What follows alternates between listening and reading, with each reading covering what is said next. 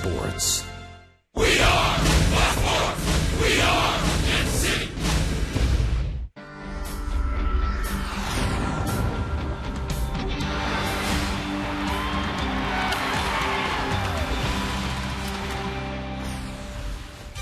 After being gone for 20 years in the game, to have an opportunity again to put on a uniform, it was special.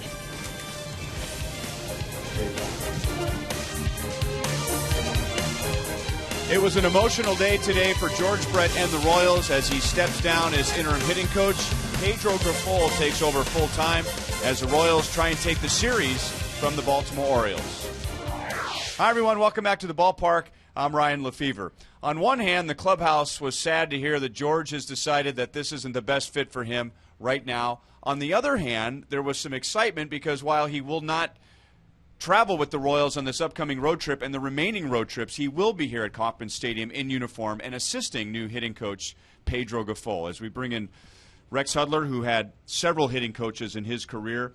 I'm guessing, though, you never had somebody the caliber of George Brett come out of retirement and put a uniform back on. And nowhere close to the passion that George brings and that he's brought as a hitting coach so far. Now, it is a sad day. However, if George was walking away and we would never see him again, there would have been a lot more tears. However, when he said, hey, look, I'm not going anywhere. I'm going to be up there during the game, sitting up there where I typically did for 20 years, but I'll be on the field throwing BP. I'll be around these guys. That's a breath of fresh air. So George isn't going too far away, and that's good for the players because they thrive off of that passion. Those are two things, enthusiasm and passion, that you got to have in the day-to-day grind of baseball. George brought that, and he did it well. Maybe it was fitting. We didn't know last night was going to be his last game as full-time hitting coach. However, Eric Hosmer in the game hit 2 home runs and drove in 3. What a nice parting gift to give to George, even though we didn't know that was going to be his last game. But this has been a real nice sample.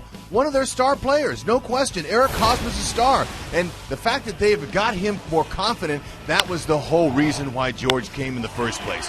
The delicate mental muscle of young players is very delicate. And when you have a Hall of Famer coming in and massage that muscle and say, kid, you're good. Start taking the hacks. Start swinging like you can. Look for your pitch. Those type of mental things that you send to a player, an active player, a young player who's just trying to establish himself, grow wonders. And it's a beautiful thing to see what he's done mentally with these guys. I've loved it, and so have the players. It's already a winning homestand for the Royals. They could top it off tonight, taking 3 out of 4 from Baltimore.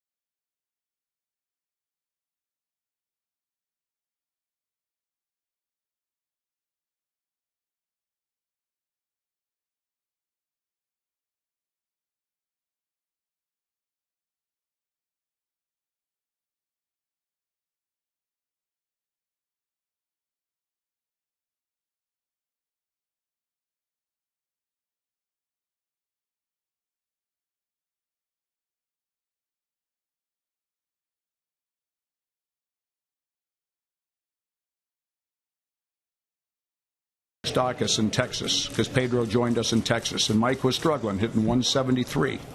And we took 8 laps around that field just getting to know, so Mike and Pedro could get to know one another. And we talked and talked and talked. And we kind of came up with a plan for Mike Moustakas. I think it's working. Well, so much of what George Brett did coming in here was making relationships, building confidence with these players, and really paving the way now for Pedro Grifol. Joel Goldberg out here in right field, and you talk about Mike Moustakas, and while the numbers are still in the 220s for batting average, boy, they really were able to help him, because his numbers before George started, 187 batting average. In the time George Brett was here, 266 batting average, 309 on base, 385 slug. So things are trending in the right direction for him. We know all about how things are going with Eric Hosmer. And as for Pedro Grifol, people around baseball just rave about this guy, and maybe he got the best compliment of all from George Brett today, saying of Pedro Grifol, very, very brilliant baseball man. I've learned a ton about hitting from this man. Well, Jeremy Guthrie will try to get win number 10 on the year and do it against his former team, the Baltimore Orioles. It is Miguel Gonzalez taking on the Royals next from Kauffman Stadium.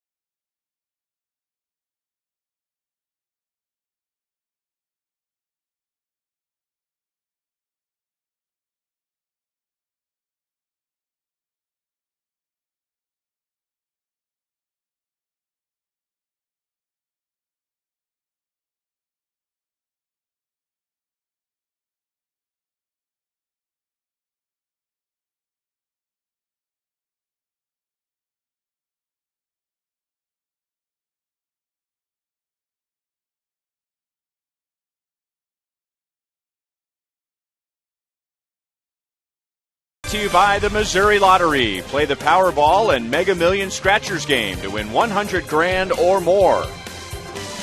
And by your Kansas City Chevy dealer, the official vehicle of the Kansas City Royals. Well, we really had the best of both worlds in the late afternoon today. Kansas City received some much-needed rain. Rain for about an hour and a half straight, and we will start on time. Tonight's game is brought to you in high definition by Time Warner Cable, the official TV, internet, and home phone provider of the Kansas City Royals.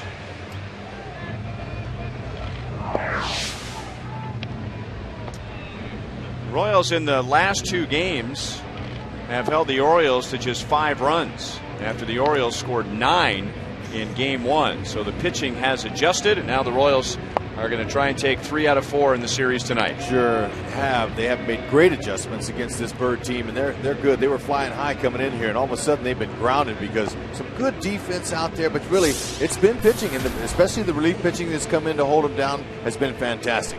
Now starting pitching does set the tempo for your team. Now, to win 3 out of 4 would be great, but they're going to need a good outing from Jeremy Guthrie. He's had a hard time at home here, especially in his last 3 starts.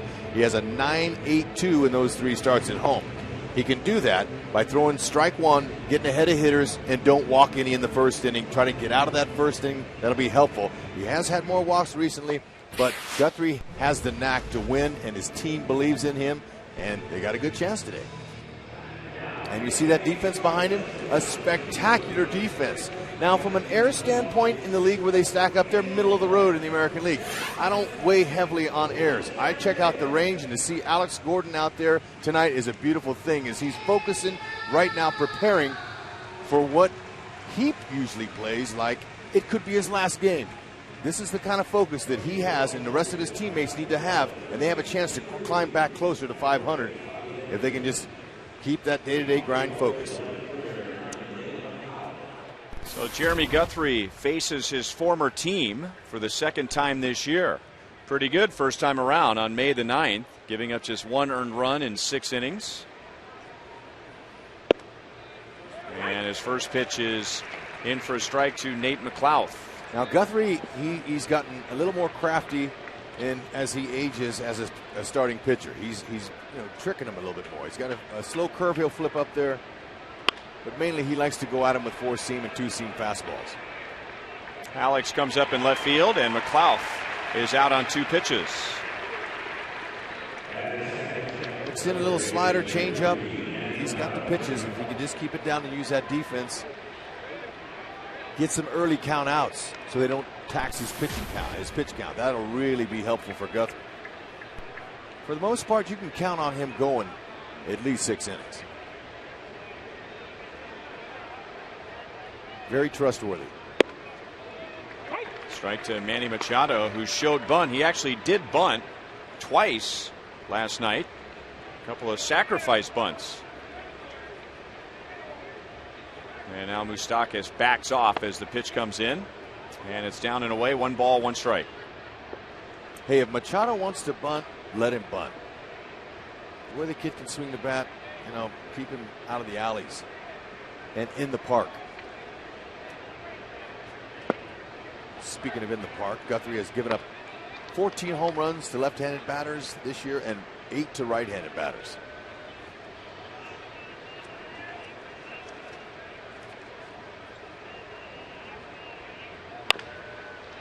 Two hops out to Escobar. So a good start for Guthrie. 6 pitches and 2 down. Guthrie has a long history with the Orioles. He pitched with them 2007 to 2011. And he was more than just a pitcher for them. He was their number 1 starter and their opening day starter for 3 of those years.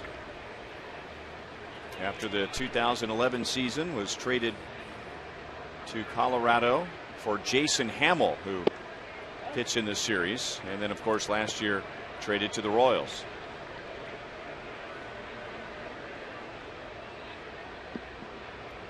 Nick Markakis has 6 hits in this series, but no RBIs.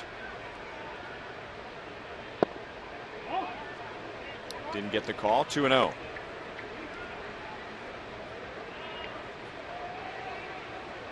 And we've seen situations where Guthrie gets ahead of hitters, and that's exactly what pitchers want to do. So they can, stretch the strike zone a little bit.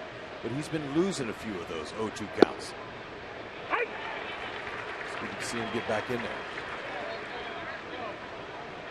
It's a very powerful Orioles lineup. Home runs. You don't want to walk anybody. That's for sure. Do the best you can to stay down and force them to make contact. Long run, Alex Gordon, and it lands on the warning track and bounces into the seats. 2-2. And in Guthrie's last start, he ended up with a win on Saturday against Detroit, but he really had to fight through the first 3 innings. Gave up 3 runs. He threw 69 pitches. So that's not a line you go, oh, wow, he didn't pitch very well. Well, considering how it started for him, and he held it together, grinded through those innings, continued to compete, and was able to go 6 and end up with a victory. Yeah, thanks to Moose. Moose hit a bomb late for him, but you know what? the early success for Guthrie is going to really help him try to go deep into this game. Still 2-2.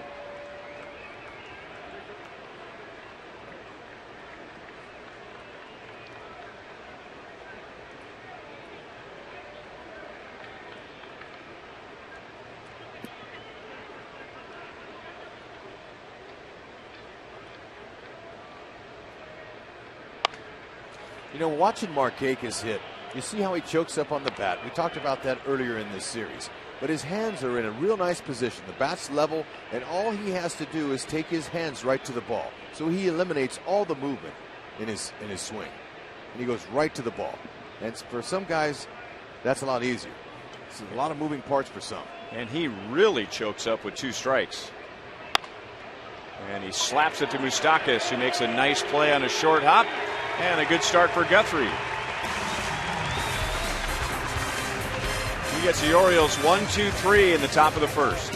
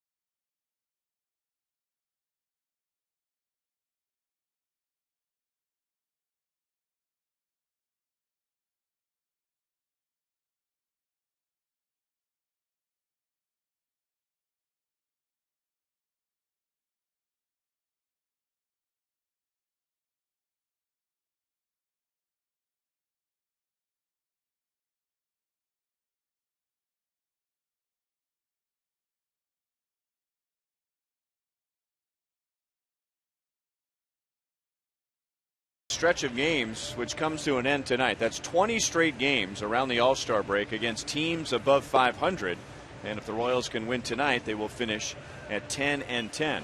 If they win tonight, and also trying to take the series from the Orioles, and here's how Ned has them lined up tonight against Miguel Gonzalez. And if you ask Ned before that stretch started of those 20 teams and they were going to be 10-10, he said, you know what, I'll take that. Let's build on it, keep going, try to get over 500. But this lineup, he said, it's good to have Gordon back in there. Okay, and Dyson at the bottom. I always like to look at the top and the bottom, especially when your team revolves around speed. And that's exactly what the Royals have, is they have excellent team speed, guys that can run, but you got to find a way to get on base. And against this guy, Miguel Gonzalez, it might not be easy. Even though he's kind of a middle-of-the-road right-hander, not overpowering, 90 to 93 miles an hour. He sinks his fastball, slider, curve, and a split-finger changeup combination.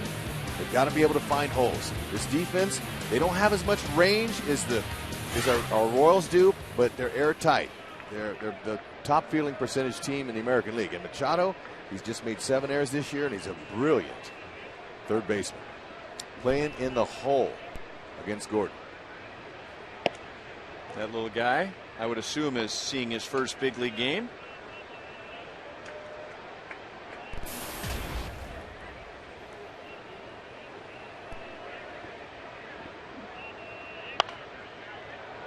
One and one on Alex, who got the night off last night. So the outfield shifted, and Elliott Johnson ended up in right. Hey, look at where Machado's playing. I mean, he has the freedom. Buck Showalter's given him the freedom to play really a hitter where he wants to play it. And he's comfortable taking the hole away. And he was a shortstop up until the very end of his minor league career last year. So who knows, maybe moving that way makes him feel a little more comfortable. He's a little closer to his natural position. He is, but it's even better for him because third base is just reaction. But however, when he plays like that, in that position, he can use his range that he uses as shortstop. Doesn't have to go one step right, one step left. And Machado backs up to the grass, makes a one-handed play, and Alex is out number 1.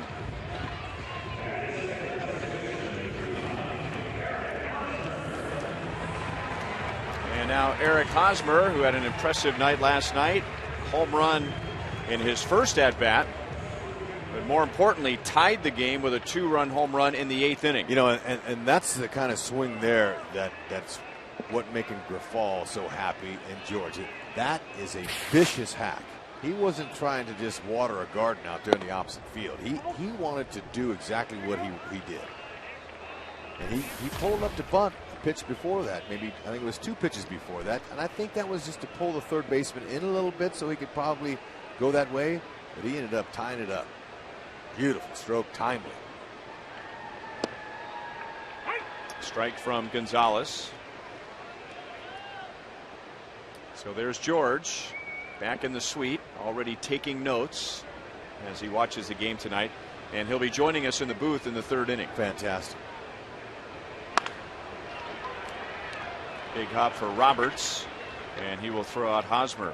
Well, at least for me, I mean, I was hoping George would have an impact on everybody, and I think he did in some way. However, I was very curious to see what the connection would be with Eric Hosmer and how Eric Hosmer would respond after working with George, and then when Pedro Grifol joined the Royals shortly after George did, and the numbers would suggest that was a good pairing. Oh, without a doubt. And what George did was he brought the mental attitude, and that's a good thing. Passion, he brought the approach, how to play the game, how to go 90 feet, how to handle slumps when you're a young player, how to somehow find a way to have a little bit more fun and loosen up. Ooh! Billy Butler gets it right over the bag, and now it veers into foul territory. And he will gladly take that. With all the lineouts he's had this year, he was due one of those. He's probably due about 10 more of those before the season's over. That a hitter loves that, especially Billy. That's what he's telling Rusty Kuntz. He's saying that's a beautiful thing, and that's what you got to do against a sinker baller. Even that ball was up. That was a worm burner, and it had a lot of English on it. And it hopped right over that base. Look at this squibber. Oh, you're going good when that happens, especially your first at bat of the night. That makes you feel great.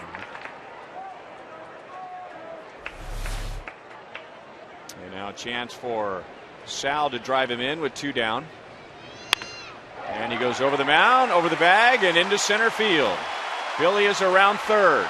Jones all the way to the plate, and it was a good throw to Gonzalez, but that wasn't the goal. So at 2 outs and nobody on, Butler and Perez put the Royals on the board. Nice top spin bouncer over the pitcher's mound. Billy Butler might need a little oxygen after running so far in such a short amount of time, but he'll gladly score. Now, had that throw by Adam Jones been down, they might have got it.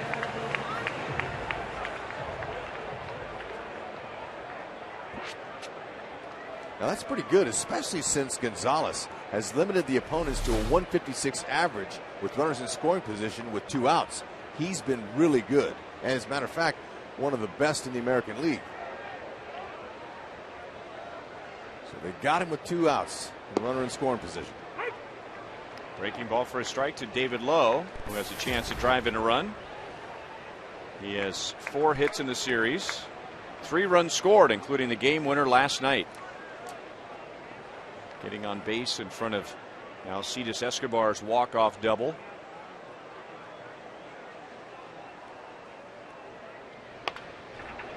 Oh, 0-2. You know, out of all the Royals players, there's many of them that are coveted by many other teams out there, surely. But when I asked Buck Showalter, hey, who do you like out there? He goes, I like your right fielder. I said, really? He says, you know what? He's got good long strides. He runs hard. He puts the ball in play. He saves a lot of runs with his defense, doesn't he? And I said, you just described him.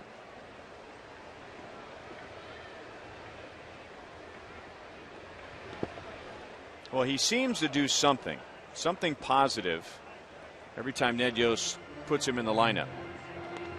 And the one thing that unfortunately with some that he's going to have to fight is he is not your prototypical corner outfielder. No, he's except not. he gets the job done. He does, but that attracts attention when you do things like that, especially what this numbers tell you here with 2 outs and runners in scoring position. In this particular situation, he's been money. Just inside, 2-2. You know, and he's shown that he can hit the ball all over the park, but he's got pull power. If they continue to try to pound him inside, he's got something waiting for you.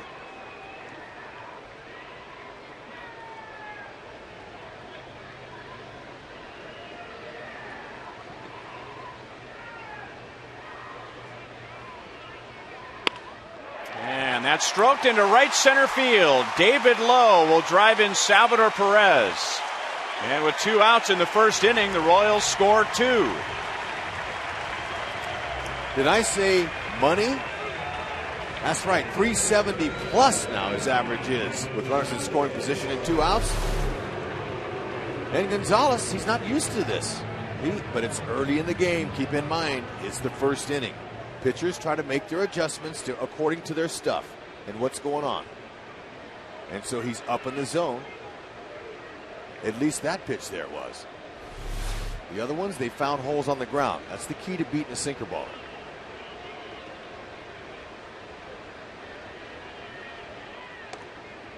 And you know, Miguel Gonzalez, he's been really good. His last 8 starts, he's got 6-1 record with a 2.35. So he's been in a tree, what I like to say when a guy's going really good. And people in baseball use that term too. Shake him out of the tree.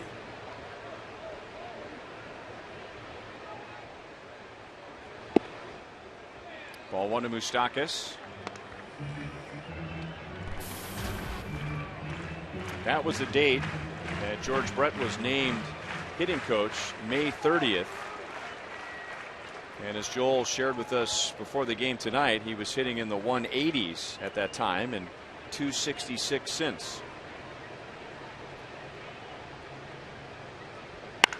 And that ball's crushed to right field, but Markakis is there. So he continues to head in the right direction with his swing, but lines to right. The Royals with 2 outs get 3 straight hits and take a 2-0 lead against Gonzalez. There you go, Jeremy.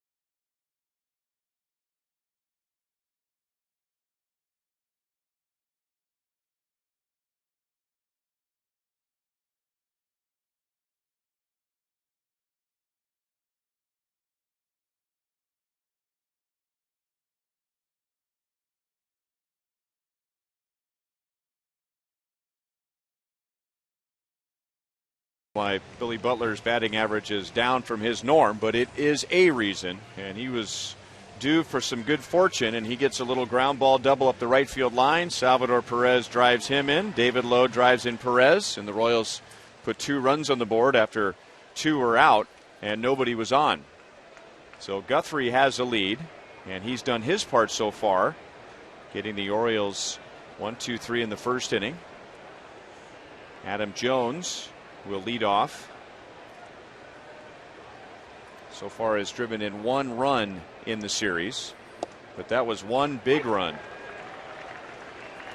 It's important for Jeremy to mix his pitches. He's got to be able to mix them. And like I said, he's not the power pitcher he used to be, and a lot of guys aren't. But you learn as you go along how to control and how to locate, how to change speeds. We'll see him flip a 67-mile-an-hour curveball up there, and we'll see an occasional quick pitch out of him. Anything to disrupt the timing of the hitter. Long run for David Lowe, and the ball is slicing away from him, and he made a nice sliding attempt, but the ball was off his glove and not in his glove. And he landed pretty heavy on the warning track and was dangerously close to the tarp, which is very unforgiving. Nice to have a couple of different gears, as he really picked it up. Once he knew Hosmer wasn't going to get near it, he kicked it in gear and had it in his glove. It just went off his heel. Oh, you want to be rewarded after an effort like that. Just overplayed it a hair.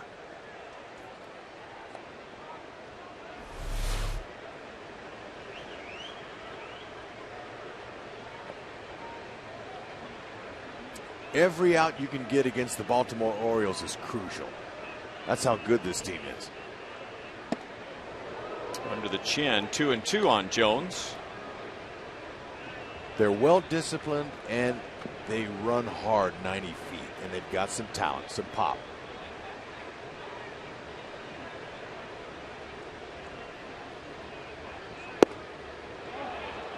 Full count. Guthrie running it up there at 95 miles an hour.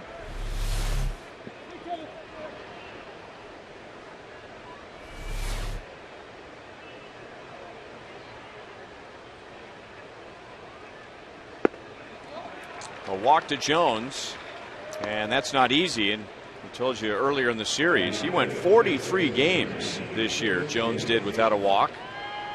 And that's just his 15th of the season. That's how the Orioles get their first base runner. So he's on for Chris Davis. We had a big night in game 1 on Monday. Finished with 3 RBIs, and with those 3 RBIs, he took over the league lead with 97. He has been without an RBI since, as he takes a shot at the left field corner, and it slices foul. Adam Jones is 9 for 11 in steals. It's always fun when you have a young, energetic catcher, though. And Salvador Perez, the Royals have that. Thrown out a 30 percentile of runners this year, even.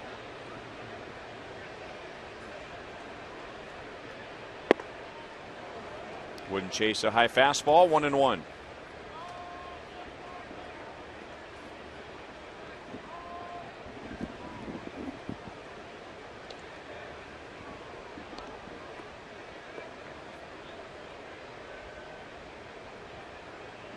Chris Davis is just 1 out of 13 against Jeremy Guthrie, but that one hit was a home run.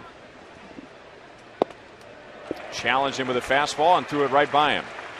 1 ball, 2 strikes. Gotta love those numbers if you're a Royal. And 3 of those RBIs came in 1 game.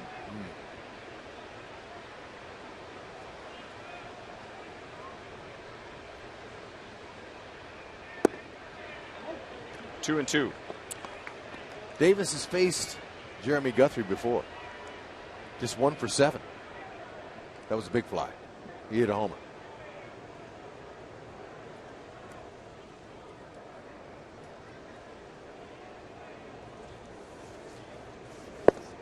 Struck him out.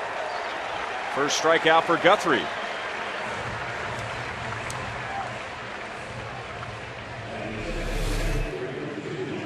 All right, Guthrie going right at it. Great low ball hitter. We've been seeing in this series the first 3 games. Dave Island's starting pitchers and relievers trying to get him out with balls up above the belt. And they've had some success.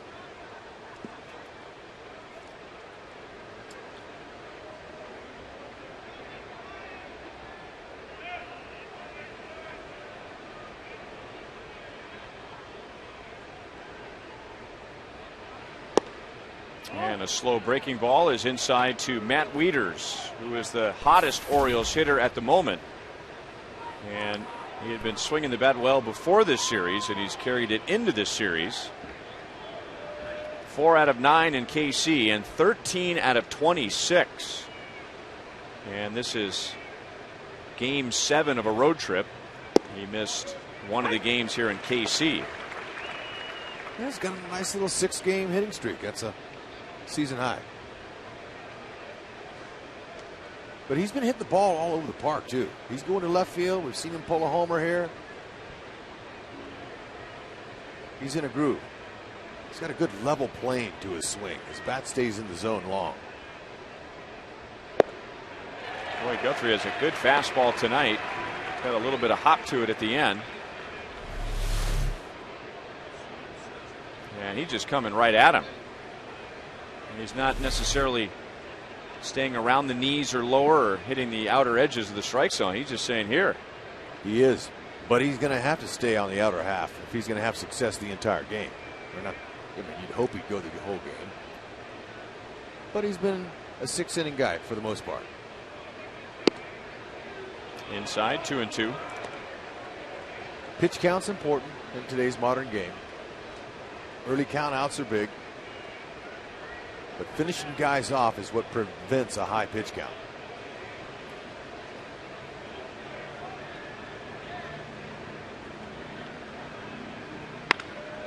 And Wieters gets another base hit.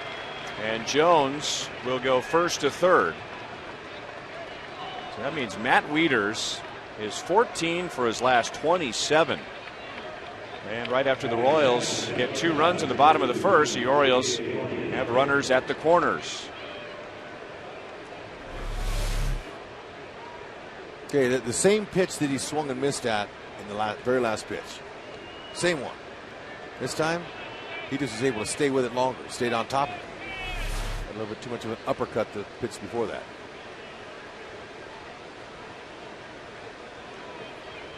So J.J. Hardy, who homered in the first game of the series, and he takes a slider high for ball 1. You know, it's an interesting debate because, you know, some would say, well, he threw that pitch by Wieters, so throw it again. I mean, he threw it by him. And then others will say, well, you know, you can't fool him twice with the same pitch. So which one is right? Sure you can. That's one of the many beautiful things about baseball. You don't know. A lot of things you can't say, well, there's not a definite answer for. Hitter's looking for something he thinks he can handle. Object, keep the hitter off balance for the pitcher. Escobar makes a great play, throws to third, no double play. So the last time he swung the bat, he produced a game-winning run, and now he takes a run away from the Orioles. Well, Ryan, this shortstop impacts the game defensively every time he goes out there. You have your best athletes in the middle of the field for a reason. That's where most of the action is. And this guy, when I said athlete, he's a tremendous athlete with great hand-eye coordination and ballet-type feet. He's got quick feet that barely touch the ground. He's quick and tremendous range. And I hadn't even mentioned his arm. He's got a cannon. Strike to Urrutia. And that was a little sweeter for Escobar because he has a relationship with J.J. Hardy. Hardy was a mentor to Escobar when they were in the Brewers organization together. Escobar is a minor leaguer and Hardy as the everyday shortstop. Hardy tells the story that he just saw this young kid from Venezuela with a lot of energy and a big smile, and he just fell in love with him and gave him cleats and batting gloves and bats and just really wanted to help out a kid with a great attitude. And then someone pointed out to him, You know they're grooming this kid to be the next shortstop, don't you? But that didn't matter. No, I think times have changed because when you're confident in your ability, and there's 30 teams in the league, I mean, you're going to find a job somewhere. So it's almost better to take care of the young guys, love on them. Now, when I came up, they were a little bit unsure. Veterans were that you're going to take their job. Of course, not in my circumstance. Willie Randolph was a class act. Willie was fantastic. But some guys don't want to give you any secrets. They don't want to tell you anything that's going to help you take their job. I appreciate Hardy's attitude towards Escobar. And so does Escobar. And Escobar will always remember J.J. Hardy. Just like I remember Willie Randolph. What a class act that guy was. Treated me like I was his buddy. Want to help you. Oh, and by the way, when you play the Royals, Hud, Willie told me, watch out for Hal McRae and George Brett. They'll end your career. Oh, that's some good advice, Willie. Thanks. As in sliding into you at second base. That's right.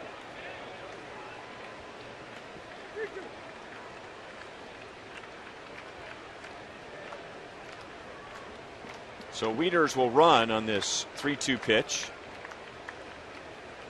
Arrieta, we've seen him very good inside out in this series. Still 3-2. They don't really know what kind of designated hitter this kid's going to be yet. Still hasn't had a lot of playing time coming over from Cuba. But we've seen him get hits to the opposite field on pitches that are on the inner half of the plate. Having some adjustments, obviously off the field, but on the field, getting used to mid to upper 90s fastballs. Another foul ball. And his adjustments off the field would be like just about every other kid that defects from Cuba. I mean, they leave everything behind. A lot of them won't even tell their families that that's what they're going to do because they don't want their families to get punished for their defection. And in Urrutia's case, also leaving behind his wife and hoping that eventually she'll be able to come to the United States. Guthrie strikes him out. So the play by Escobar was big. It saves a run. And Guthrie then completes a scoreless second inning. I love how Guthrie's trusting his fastball. He's just going right after these birds. Cage him.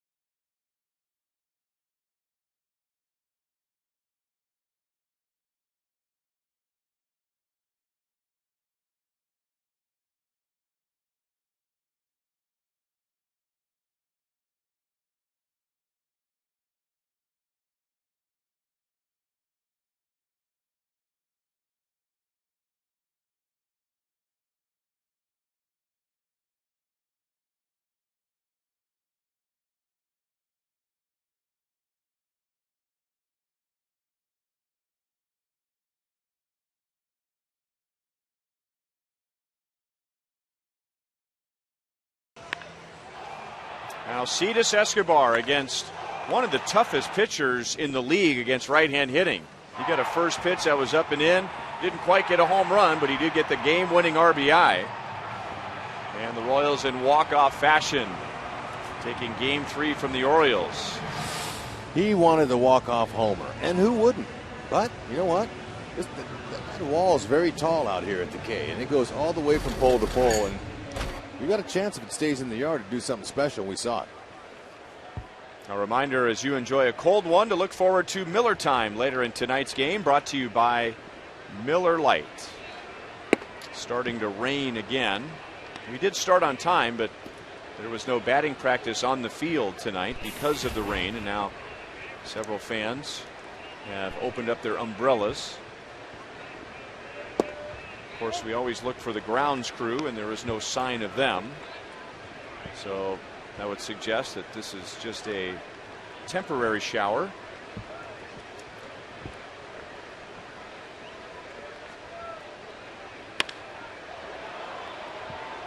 Left center field. And Nate McLouth. Little easier play for him here than in the 9th inning last night, as he retires Escobar, 1 down. And tonight's Sprint Unlimited Answers poll. What is your favorite statistic in regard to the Royals? 31 come from behind wins. 19 one-run wins. The Royals have played in more one-run games than anyone in the American League. Or the 5 walk-off wins. Strike 2, Chris Getz. Love the question. That is all those categories are very important when you're trying to win a championship or make the playoffs. But for me, Ryan, I like the first one better. It's always easy to go with the biggest number. Yeah, but I like to come from behind wins, because what that tells you and all the players is that we have a chance to win this game early when you get down.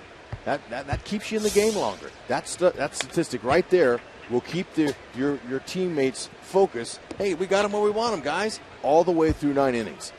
That's why I think that's the most important. Walk-off wins are special, and that's for the people. The fans got to love that. That might be the winner tonight.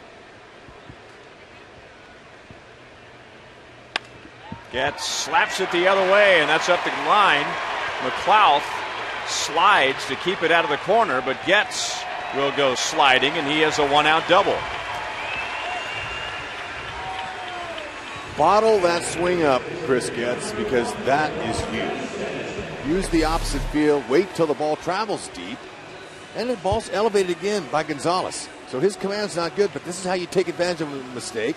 Look, we made contact. That ball was in the back part of the plate. That's how you go the other way. And when you can bunt like Chris Getz, the fielders are going to respect that and pull in, so that opens up the field.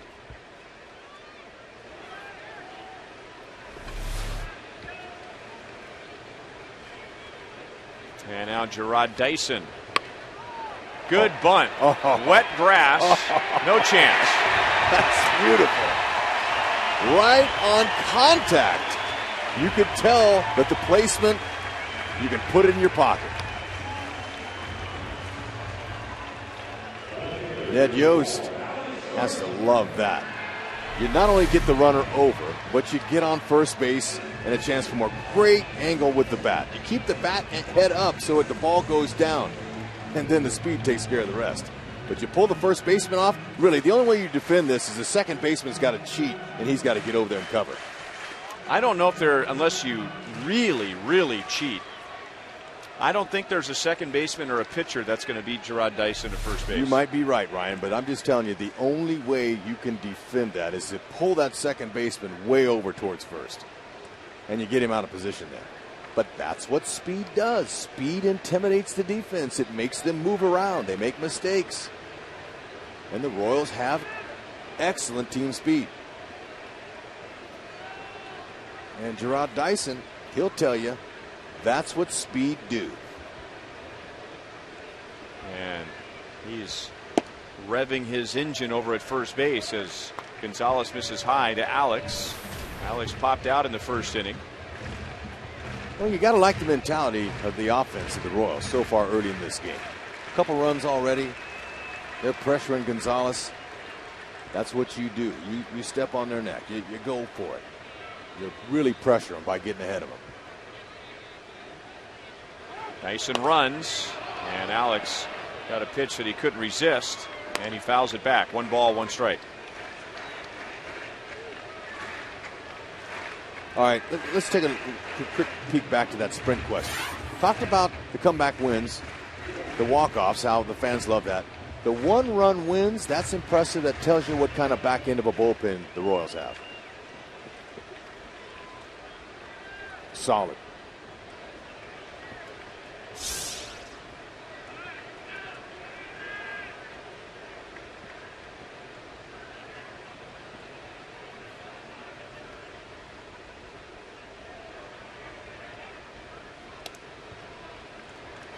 Dyson is a game changer.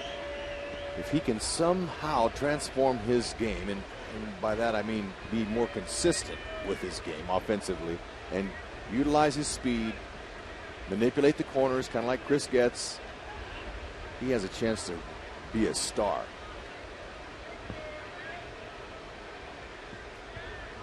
Not running, and fouled away by Alex.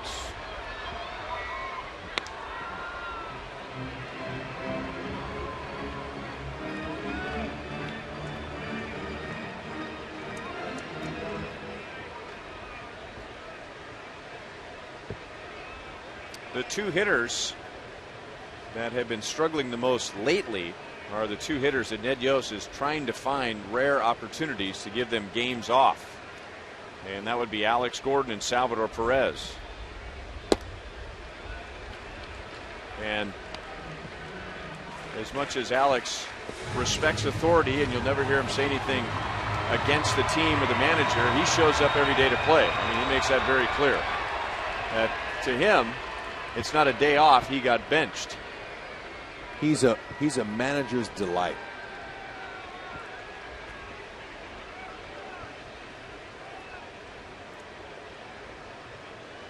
Dyson wanted to go. He slipped as Alex hits it in the air to left center field.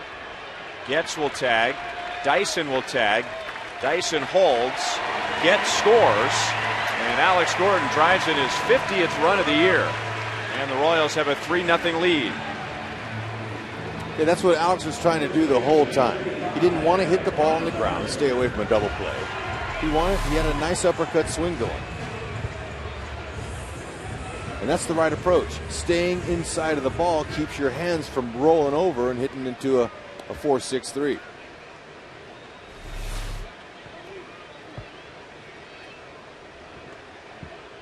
Nice plate appearance by Gordon with a ribby attached. And a little bigger lead for Jeremy Guthrie. Had an interesting conversation just 2 years ago or 2 days ago, I should say, with Pedro Grifol, because we have noticed on several occasions, and we saw this with Kevin Seitzer too, that when a reliever comes into the game, he's got his binder of information, and he will give information to the hitters coming up. 1-1 on Eric Hosmer, and Pedro Grifol very guarded with the information that he gives to a hitter when he comes to and says, okay, refresh me on what this guy throws. He doesn't want the hitter to have too much information. You know, just give him a few things to think about, but not too many things. Dyson runs, pitches outside, and Dyson is out. There's a strong catcher with a great release. Just the third time that Dyson has been thrown out. The Royals had a run.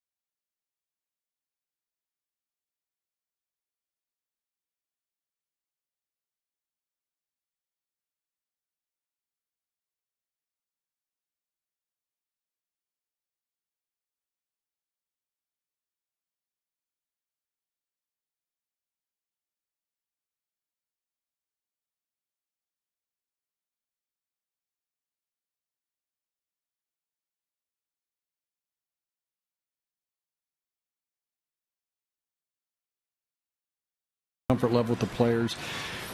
George Brett puts on a uniform in a Kansas City Royals dugout, clubhouse. It's instant respect. And the Royals with 3 runs, 5 hits in the first 2 innings as we get ready for the top of the 3rd inning. And as promised, George joining us up here in the booth. So how does it feel day one back to what you've been doing the last 20 years? Normalcy, it feels pretty good. Feels to be back in the old saddle. Way to go, George. Sitting next to Rex, my man. You're out of uniform. And so yeah. I'm going to give you the out of the ball, pressure though. cooker. Hey, you can have the ball. There's a lot less pressure up here than there is down in the dugout.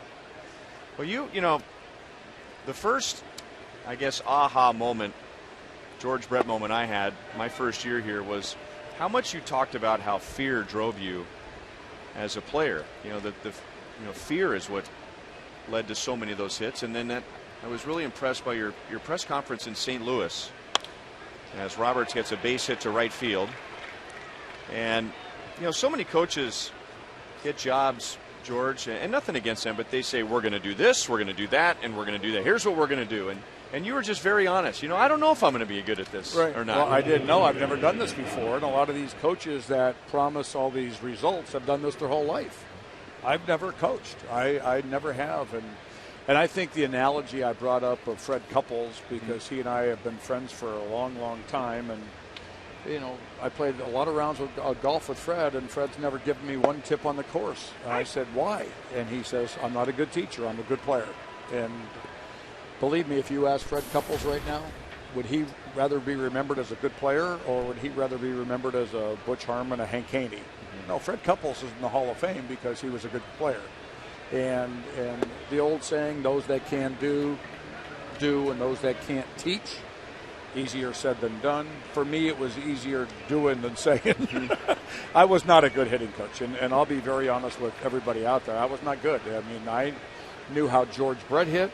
I knew where I stood on the plate. I knew what I needed to do fundamentally sound to be fundamentally sound. And you got all these guys stand in different places, have different theories, have different ideas, have different hand locations. And as a result, I could not figure out a way to make it all work my way for them. Pedro can do that. I can't. But George, and that's why one of the reasons I stepped away. It was a lot of eyewash. And believe me, when I was talking to Pedro yesterday, and I said, Pedro, I live here, and I've lived here 40 years now. And 40 years I've lived in Kansas City. And I know a lot of people. And I get a lot of the credit for what's going on. You deserve a lot of the credit. Give me the blame for the guys that have gotten worse, and give Pedro the credit for the guys that have gotten better, because he has really, really worked hard. And the guys have worked so hard in the cage, on the field, and doing all the things, the little things that make themselves better. George, tell me if I'm wrong, but what you brought was what they needed. They were struggling. They were scuffling. They didn't have any confidence. Some of our young players that haven't really gone through failure. They haven't experienced failure. You said something in the press conference.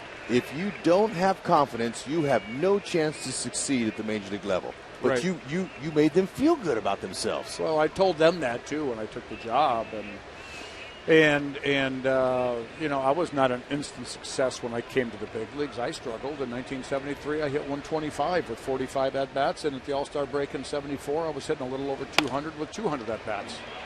As a result of that, you know, I had to go to work. And of course, I did the air, so we got 3 up, 3 down on 6 pitches. And No, you are we stay doing one more inning? No, stay the rest of the game. We could do another half inning. All right. Yeah. Thank you, George.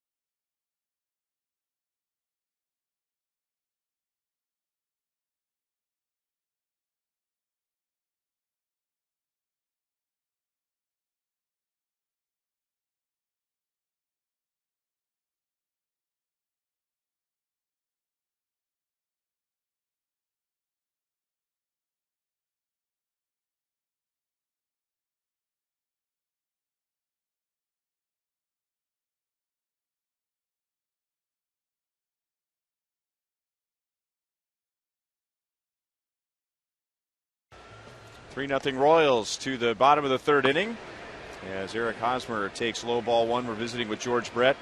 Now, I say this strictly as a fan. I brought this up when Hosmer batted in the first inning. I was hoping that you would influence everybody, and I think you did in some ways. You'll probably realize that somewhere down the road, but I was really curious to see how Eric would swing the bat after spending some time with you. And the things that you talked about, approach, not necessarily hands and stride and all that, but just approach. And he really did turn it up a notch, and what a way to send you off last night. Well, I don't know if I really don't know if I had anything to do with that. Pedro and he work really well together. They have a great relationship. After every at-bat, he comes up to Pedro. He doesn't come up to me and said, how'd that look? He comes up to Pedro, and, Pedro and I will sit there and talk about his at-bat, and then Pedro will say, okay, here's what I think, and, but the thing with Eric is he's getting great extension now. He's using his legs more than he ever has, and he's starting to feel good about himself, and when we got there, and it was perfect timing for us to get there because everybody was at an all-time low in confidence and feeling good about themselves. All of a sudden, okay, a new voice, a new freshness, new ideas, people patting them on the back, giving them confidence and things like that. Yeah, guys will do better, but I think he really accepted everything that Pedro and I had ever told him and really put it to use. And as a result, you've seen a surge in this was early in the year on the left, George. That's Yeah. early in the season. This is recently. Okay, he's a little more upright here. Looks like to me he's got a little more bend in his Right. back leg here. Yeah, you're right. Okay, there's a little bit more bend there. Why is he doing that? Well, the leg kick. That was last night. He's not supposed to be doing the leg kick like that. No, this was early. Early. Right after the break. Yeah. Right after the break? Yeah, they're trying to cut down on his leg kick. We've been trying to do that. Pedro thought that would be a good idea to get him more on time and to let him get the bat head out a little sooner so he can pull some balls. You notice a lot of the home runs he hit, even when we got here, and he started hitting all those home runs, 6 or 7 home runs, they were all center field. He didn't pull a ball. When he got here, he was a pull hitter, and all of a sudden he developed his big leg kick. And we're trying to get rid of that a little bit. And last night, I don't think it was that high. And as a result, he had 2 home runs to right, one to right and one to right center. 2 8-pitch innings. How about one more half, George? That's fine with me. Yeah. 7 pitches, 13 pitches in an inning. Hey, we'll be home by 9 o'clock.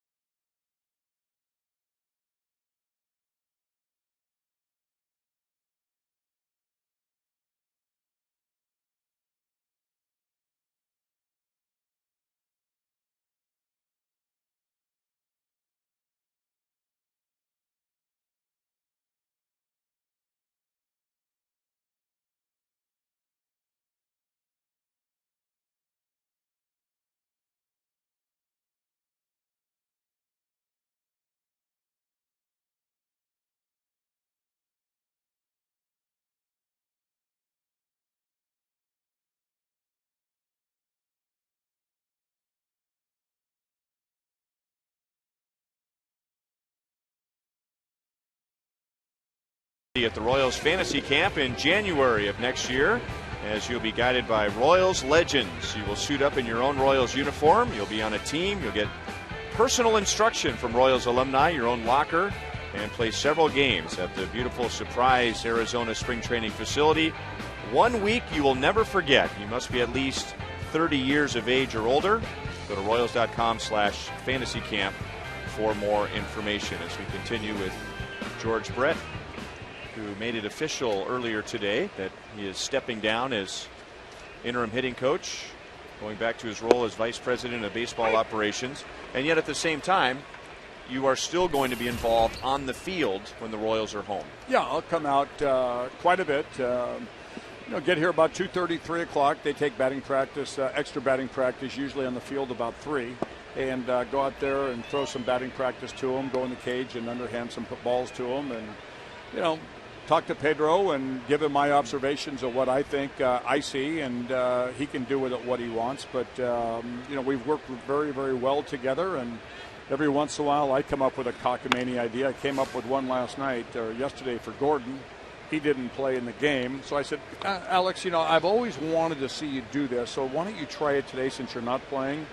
And I was throwing batting practice, and on the third pitch I broke his bat, and he didn't do it anymore. So Alex is probably the happiest guy on the team that I'm retired or resigned or whatever you want to call it. But Alex and I have had a wonderful relationship over the years. I've known him longer than anybody else in the team practically, and I love the way he goes out there and prepares to play every day. He's a great competitor, a great player, and unfortunately some of the things I asked him to do just didn't work out for him.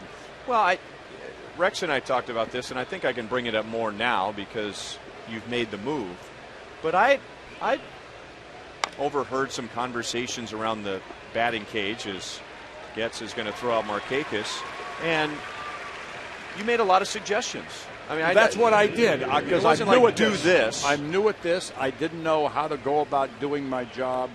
These guys are all here because they've been able to play in the minor leagues, or else they wouldn't be at this level. And all I did was make suggestions. I never told anybody to do anything. I said, if I was you, here's what I would try, and let me know how that feels. And that's how I went about my job.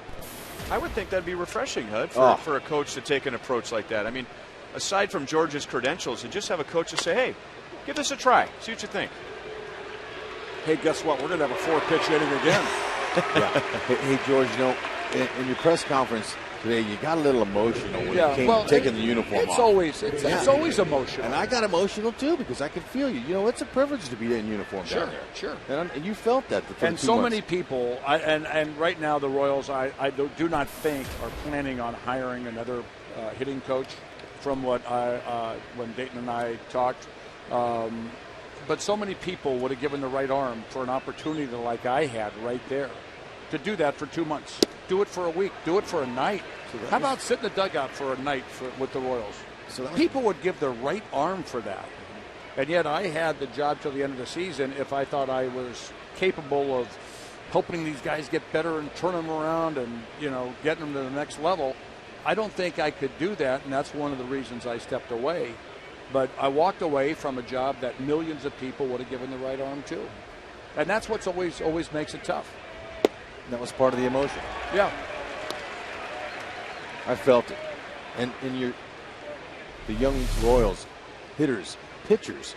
Did you spend time with the pitchers at all? Oh, I love the pitchers. Yeah. Love the pitchers. A lot of them. Bruce Chen's pitching in New York, and he was a little disappointed that I'm not going to be able to work with him in the cage. Jeremy Guthrie's really upset that he's not pitching in New York right now because he wanted to work in the cage. Well, Hud and I talked about that, and I go back to your press conference. It's just so inspiring in St. Louis when you're named hitting coach because you said a lot of things that just aren't said today. But, Hud, remember you and I said, this is going to help more than just the pitchers. Everybody's going to get something from these words. Yeah, it's just the passion. It's the passion, George, and enthusiasm. Well, you got to play with it. You do. You played with it. Well, I played with it. Yeah, but, George, how do you transfer that to young players when they were failing early in the season? They had a hard time knowing how to perform when you're going bad. And some guys weren't running hard. And I think you helped that. You helped them heal from that. Yeah, I don't know. I don't know how many more runs we scored and what our team batting average was. how many more runs we scored, how many more walks we had, how many more strikeouts we had, or how many. I have no idea. All that was important to me was winning baseball games. That's all that's important in the bottom line. But the mental side of the game, George, is really important. And you got to believe in your abilities, and you got to believe in yourself, and you got to want to be the guy up at the box, up in the batter's box when the game's on the line. If I said it once, I said it 10 times, 20 times, 30 times. Perfect situation for you to be in. Perfect situation. Well, the only guy better would be Rex Hudler on the. Now, George, your nose is growing, George. Well, if winning games was the goal.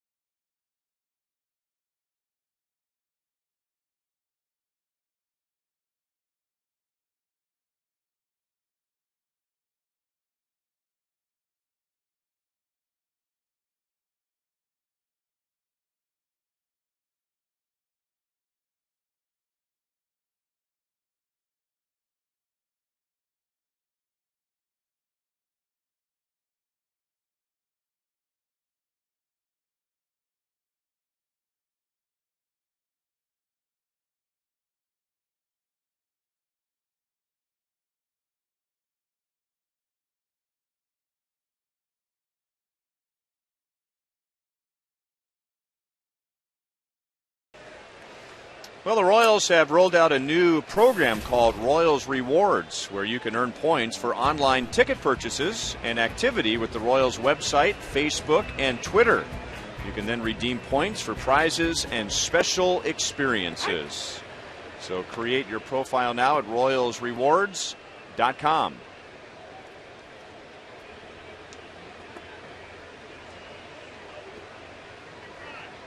David Lowe, Mike Moustakas, and Alcides Escobar.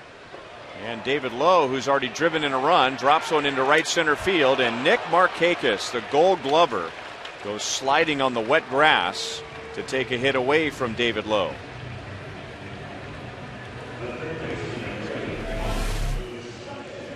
Well, only George Brett knows how he did. Well, I shouldn't say only he knows, but only he knows how he feels about how he did. But I really think he was cutting himself pretty short. I think so, too. He was a little hard on himself. Yeah, I mean, very hard on himself. He opened up some minds in there. He brought his Hall of Fame credentials down there, but didn't overdo it. You know, he doesn't big league anybody. But these young players, especially Moose, I really like how he had the big effect on Moose's mental side. And how many times did we see a game where Mike Moustakas wasn't starting, and when the Royals were in the field or the Royals were up, Mike Moustakas was shoulder to shoulder with George Brett in the dugout. I mean, they seemed to have long conversations. Here's one of many of those. And in one of those conversations, it was brought up that, Moose, you're struggling. When you struggle, you run harder, play harder. You have to really decide, what kind of player are you going to be? You're the future of this team. And when you're not giving 90 feet an effort all the way down to first base, that doesn't look like the player we envision you. You have to decide what kind of player you want to be. And he backed off. And then we saw a Moose that was charged. hustling, running hard. Ouch. Didn't even flinch. Yeah, he'll take it. He was down 0-2. Gosh, that's on the inside of the knee.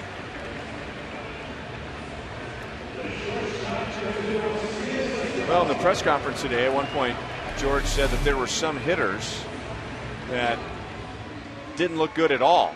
I mean, they were taking bad batting practice. Their swing looked bad. But he was saying, hey, you look good. Good swings. That was a good round of BP. Well, I would think that that can be just as helpful as making some sort of mechanical suggestion. I mean, did you not have a player in your major league career that came up and patted you on the back and said, good job, and that's all you needed for a month?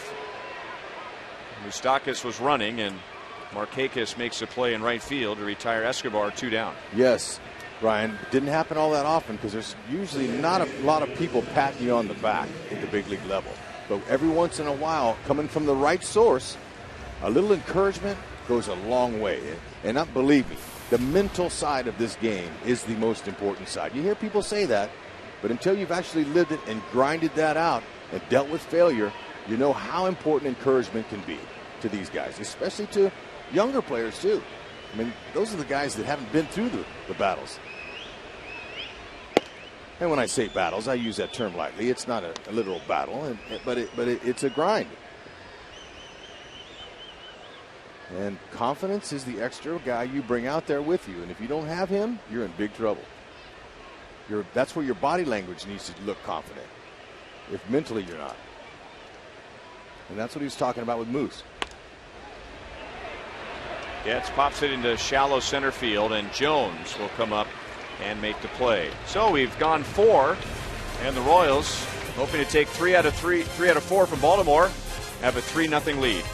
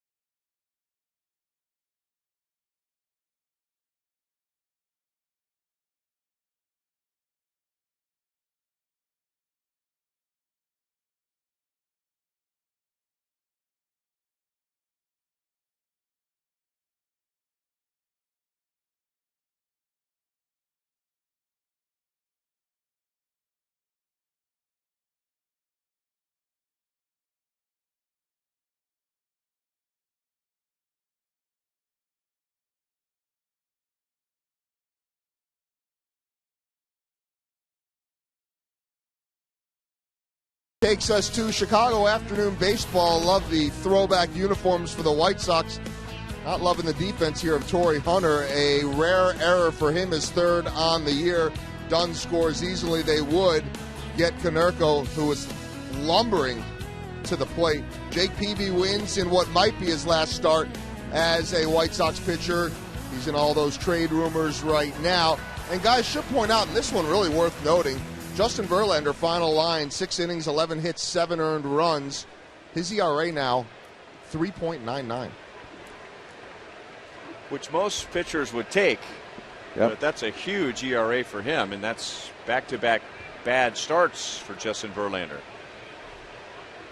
Welcome back to the pack.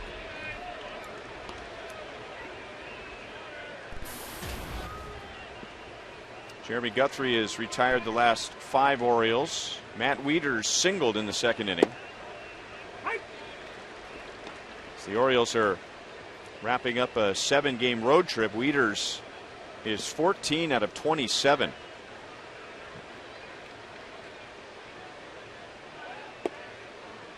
Well, you know, you hear us say a lot about a starter. If he can just get some early run support, it'll help him in the confidence department, help him settle down. And this is what we're seeing. Guthrie is executing his pitches with thought. He's thinking about his execution. He's following Salvador Perez, whom really has a great retention for the game plan throughout the whole game. Regardless who comes in to pitch, Salvador Perez deserves some credit. But early run support puts the pitcher on edge a little. That makes him say, okay, I'm going to hold it here.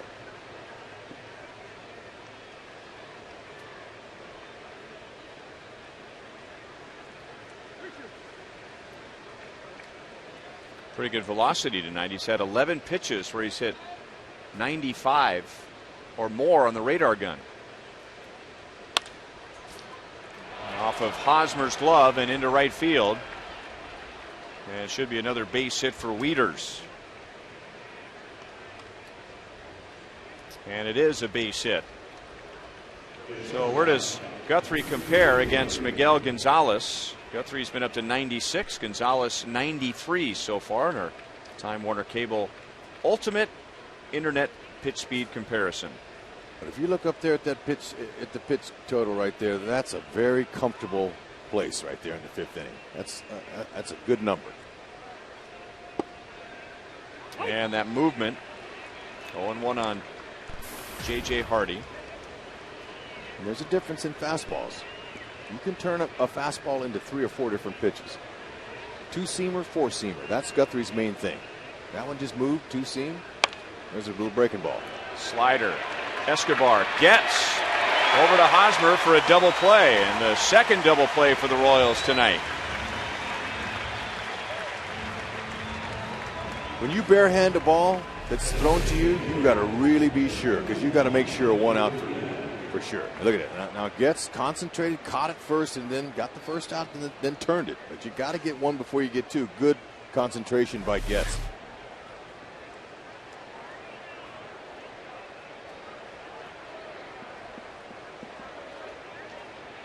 And now Henry Urrutia, he struck out in the second inning. And Guthrie, boy, he's got a good fastball tonight. 0-1. And when he was having some struggles, he didn't have the fastball velocity. So that is back tonight. Maybe it's the cool weather. I don't know. 1-1. The pitching coach for the Royals, Dave Island, in his second year, has preached since he's been here. Pitch and throw that ball with conviction. And that's what we're seeing out of Guthrie. That's what he's seeing. He's liking it. Okay. Excellent change up right there. And the reason that ball wasn't hit fair, because it was down low. It was perfect location. Pitch with conviction. And why wouldn't you? The great range that the Royals defenders have on that infield.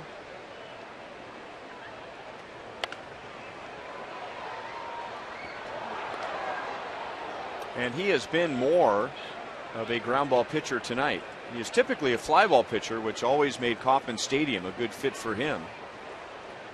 But by keeping the ball down tonight against a team that leads the major leagues in home runs, the Orioles have only made 2 outs to the outfield. Ooh, man. Pitch at 95. And that was moving late and almost caught the inside corner.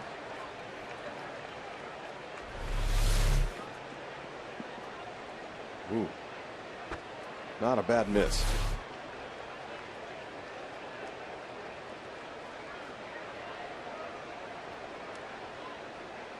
Salvador Perez, I think, was emphasizing make sure it's outside, because he gave him the fastball outside but kept pointing that direction. I think he was saying don't throw a strike. Not only do I want it outside, I want it outside. Right. So Ryan, you could read that body language. There was no words exchanged. It's a game of baseball. A lot of signs.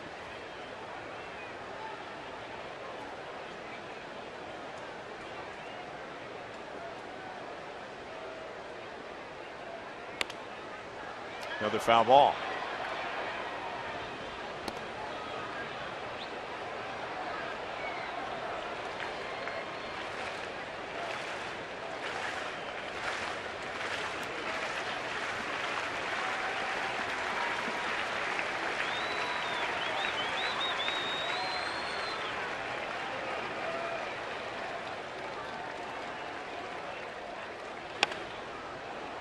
He really wants to go the other way, and you pointed out in game one those 3 base hits to left field, and especially with 2 strikes here, he is really trying to take Guthrie the other way.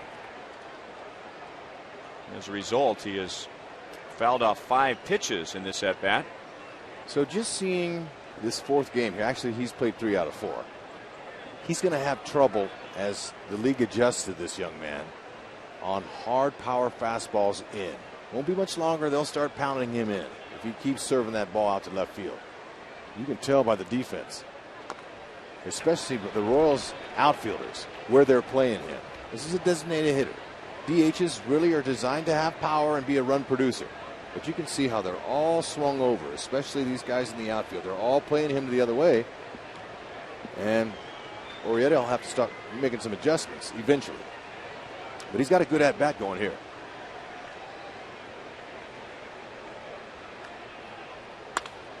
And he pulls it to right field. David Lowe, he went for it all, and it skips by him and goes all the way to the screen. And Urrutia will end up at third base with 2 outs.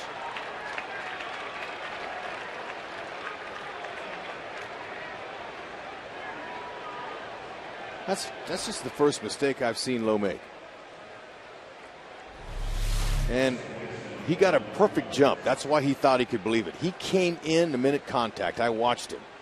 And the only problem is that he didn't turn his glove up. You have to keep the ball in front of you. But with 2 outs, hopefully Guthrie can pick him up.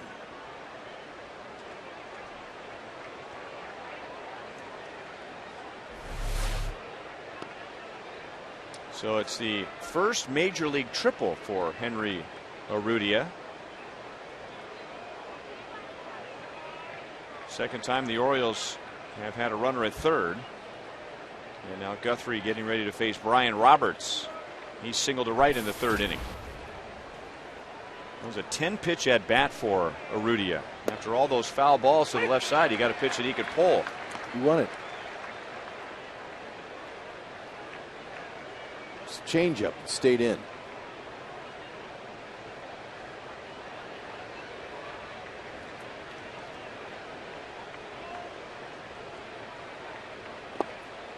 Blocked by Perez. 1 ball, 1 strike.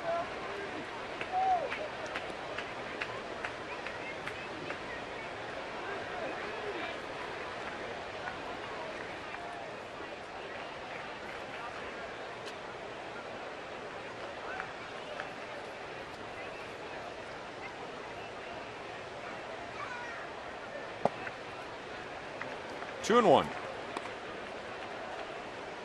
Roberts is 4 for 12 with runners in scoring position. 333.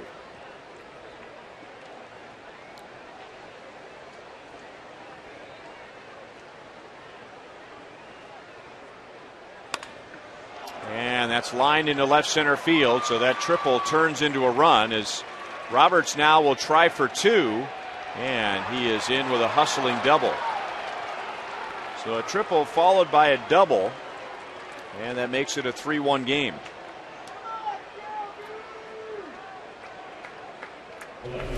Roberts stayed inside of it. Ball was down, lifted it. Dyson got to it quickly. Good relay throws, just couldn't get him. And with 2 outs, that's a great gamble. You want to go to second base on that, especially if you have any kind of speed. Roberts, with all of his injuries, still looks good. Run. And now McLeod into left field. Alex dives. He got it. Umpires wanted to make sure it was in his glove. Buck Showalter's going to come out and argue, thinking that Alex trapped that ball. We talk about how many runs the outfielders and infielders save for the Royals. There's a great example.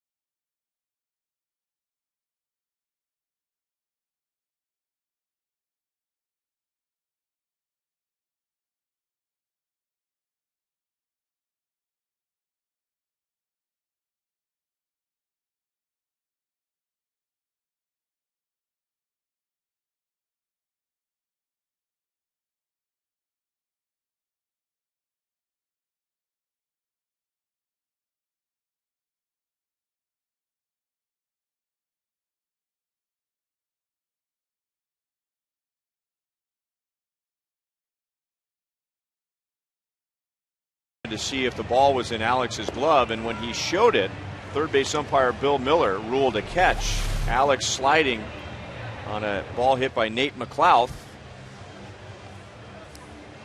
The Orioles thought it was a trap. Okay, but look at how he's holding it. He's got it in his glove, and he held it up. He not just there, but when he caught it as he was sliding, you could see the ball in his glove.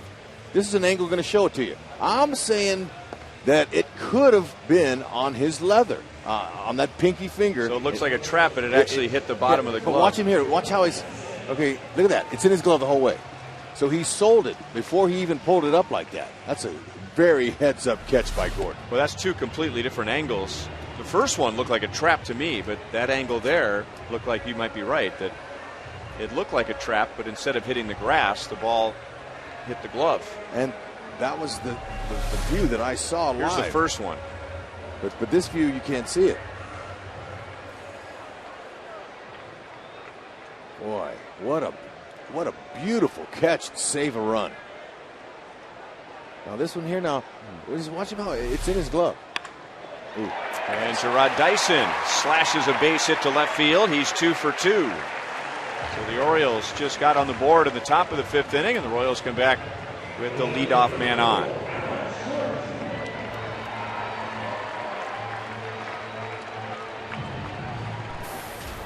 I'm guessing what Buck Showalter saw, and he's looking from quite a distance in the third base dugout, is that ball hit something and then shot up, as we've seen in both replays. Question is the something that it hit when it shot up the grass or the pinky portion of the glove? I tell you, it really wasn't conclusive enough to say he missed it, so they stayed with the call.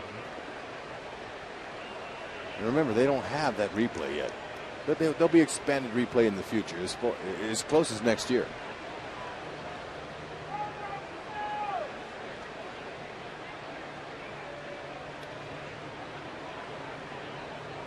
Okay, let's take a look at it real time. Look at that. That looks like a catch. By the way, he turned his glove and showed it while he was still sliding on the ground that it was in his glove.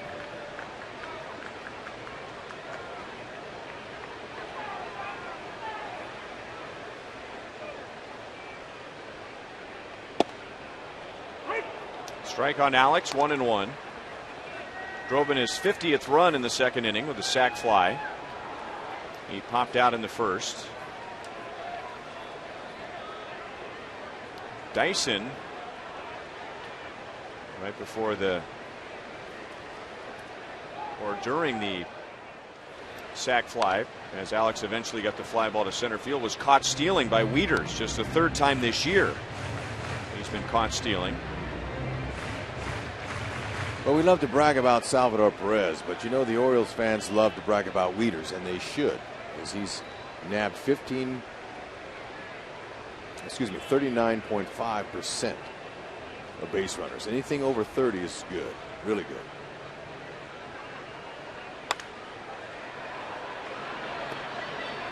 Gerard has been thrown out twice by Joe Mauer, and now once by Matt Wieters. Two of the better throwing catchers in the league. That's right. Obviously, it takes a perfect throw to get a speedy guy like Gerard.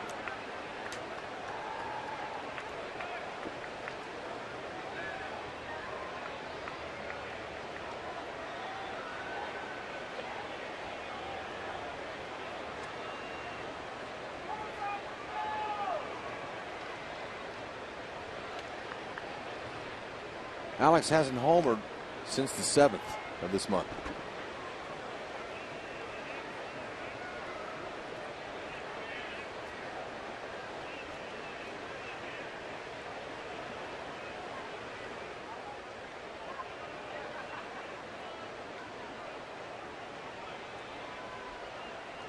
Not running, and it's high and away. 2-2.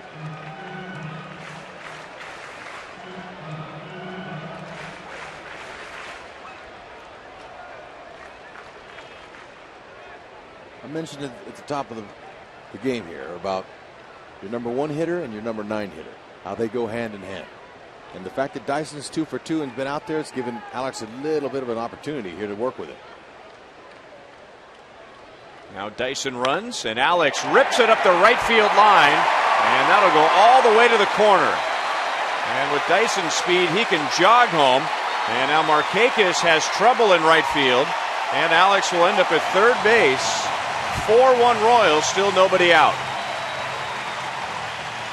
There's your leadoff hitter and your second leadoff hitter, Dyson. That's why managers love to have speed at the top and the bottom. Right there, Dyson on the move. Now, the middle infielders of the Orioles tried to deke Dyson. They tried to get him to slide into second base, but Dyson slowed down a little bit. But with that speed, no problem.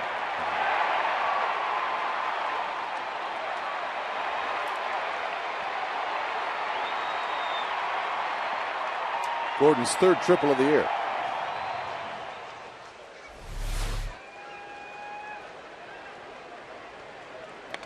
And Hosmer, boy, did he have a rip.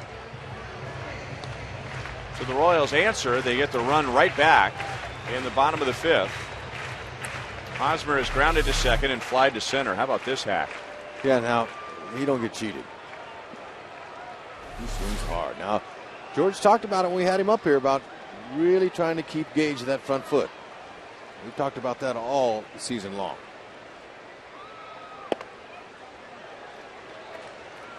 It's a timing thing. And the higher your leg comes up, the better timing you have to have, because you want to make contact when as that foot's hitting the ground again. So it's very difficult for guys to be able to find that timing.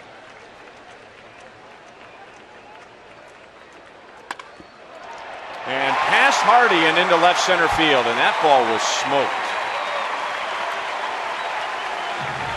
So not only do the Royals answer, they answer with 2 more runs and have their biggest lead of the night. Okay, now as good as Hardy is, I'm going to give him a hit on that. That's a difficult error if they do give it to him. That ball was laced. By the time Hosmer even got out of the box, the ball was already in the outfield heading to Adam Jones. And he hit it at the perfect spot, a backhand. It's a do-or-die play. The Royals have come through in every scoring opportunity tonight. They are 5 for 5 with runners in scoring position. Did I say laced? How about that ball being lasered at 105?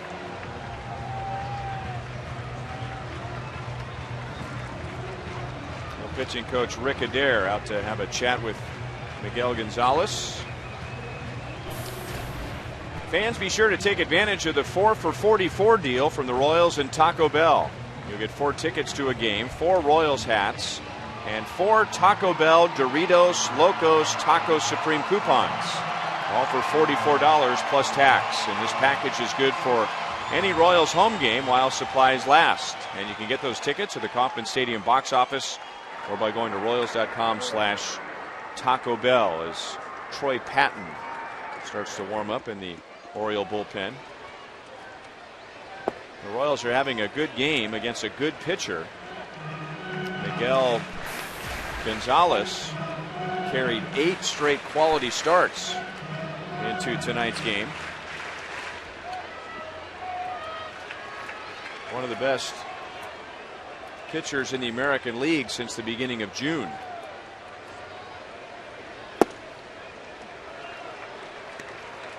(2-0) on Billy, who had a ground ball double in the first inning that led to a 2-run inning.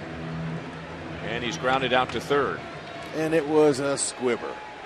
Went right over the first base bag. But you know what it says in the box score tomorrow? Line shot.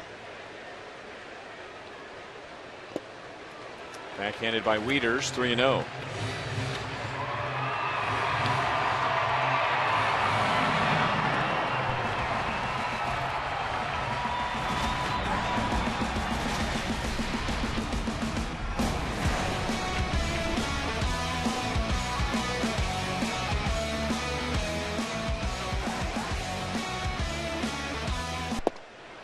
Billy takes a strike on 3-0.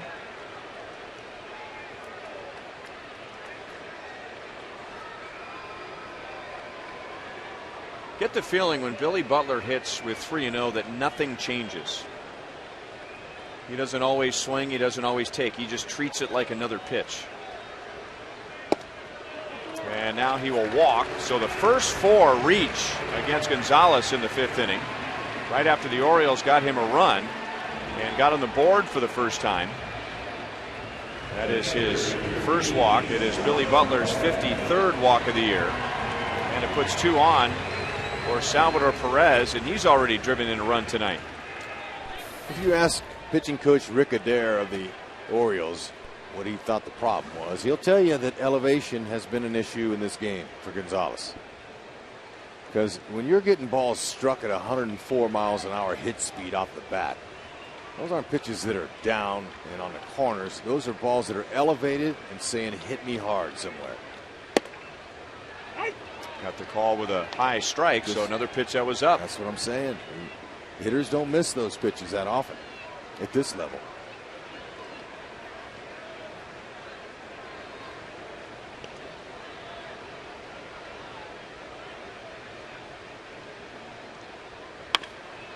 Grounded to short.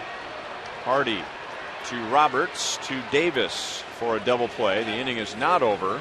Hosmer goes to third. Hey, Royals fans, want to be included in a Royals TV commercial? Well, go to Royals.com/photo challenge to submit a photo of your Royals pride. Each week we request a different team-themed photo to submit, and fans with winning photos will be included in the commercial and then recognized on the field of the Royals game. All photos must be submitted by August 9th, so make sure to check out Royals.com/photo challenge today. Well, Hud, you mentioned that Buck Showalter was impressed with David Lowe. He's coming up, and Buck Showalter makes a Chevy call to the bullpen. That's respect.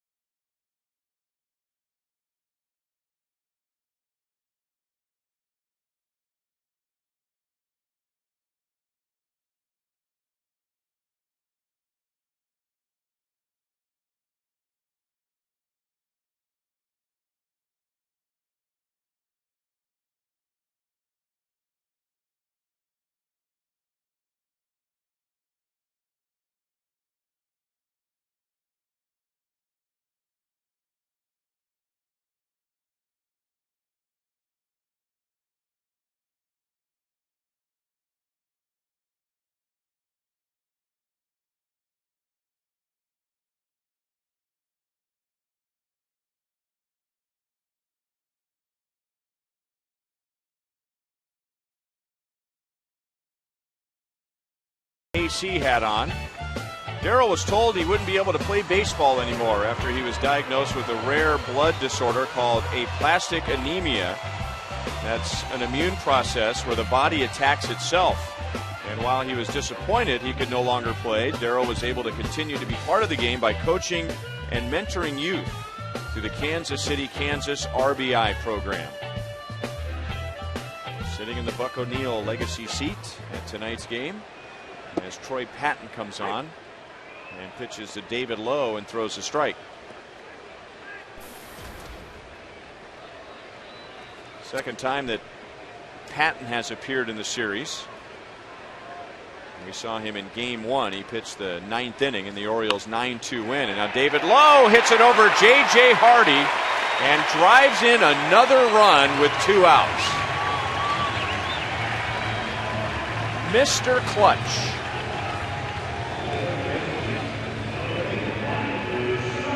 Oh, say, I mean to tell you, there's a reason that Ned Yost is batting him 5th.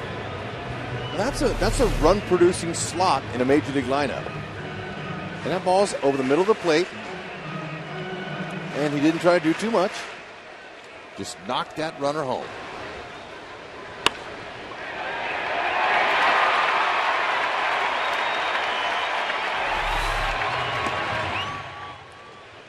And now another left-hand batter, Mike Moustakas, who has been hit by a pitch. And he's hit one of the hardest balls tonight when he lined to right in the first inning.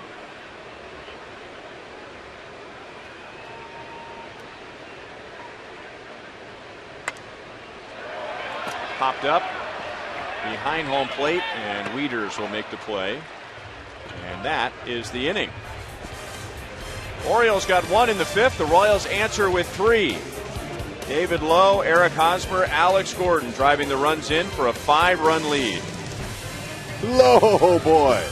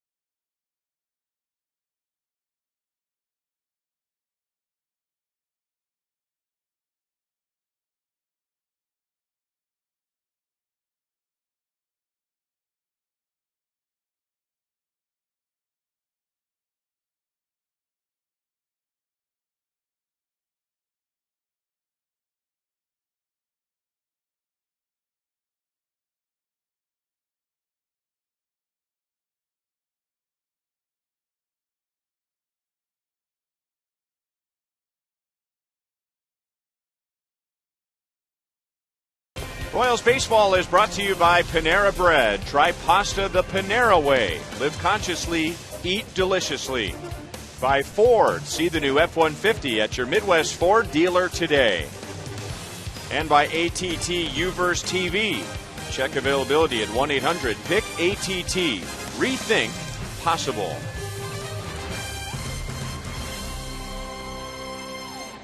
Royals with 3 in the bottom of the 5th inning. Have a 5-run lead, and Jeremy Guthrie has given up just 1 run in his 5 innings. He throws ball 1 to Manny Machado, who is 0 for 2. Machado, Markakis, Jones, and Davis are hitless. And because of that, Matt Wieters, who is the number 6 hitter and the hottest Orioles hitter at the moment, has been hitting with the bases empty. Off the plate, near second base, gets. Got him by a half step. Nice play. And we go to Joe Goldberg. You know, Ryan, last year when the Royals in the first round drafted Kyle Zimmer out of the University of San Francisco, the thought was college pitcher could move fast to the big leagues. But people were wondering earlier this year when he had an ERA in the 5s at High A Wilmington what was going wrong. And every time I talked to Royals, some of the Royals brass and their people, they said he's actually got really good stuff. There's some pitch selection, there's some things he needs to work on, but he's actually throwing the ball really well. Well, he was promoted to Double-A and made his first Double-A start last weekend. He had a 4.82 ERA in High A. His debut, he went 6 innings, no runs, 7 strikeouts, and a walk. Tonight against the Springfield Cardinals in Springfield, so far 5 1/3, no runs, 1 walk, and 11 strikeouts. Keep your eye on that name. How many hits? 3 hits. Okay. Thought you were going to tease us with working on a no-hitter. No, we'll just stick with the 11 strikeouts and 1 walk. That'll work. That'll win some games. Breaking ball for a strike. 1-2 on Markakis. Felipe Paulino pitched a simulated game earlier today and experienced no problems with his surgically repaired right elbow. He's also had some lower back and shoulder stiffness.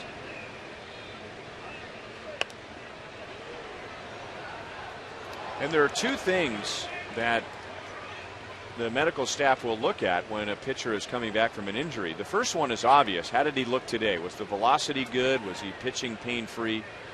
Sometimes just as important is how does he feel tomorrow? That is the real tell-all right there. How do you feel the next day? Through the right side, a base hit for Markakis, so he's on with one out.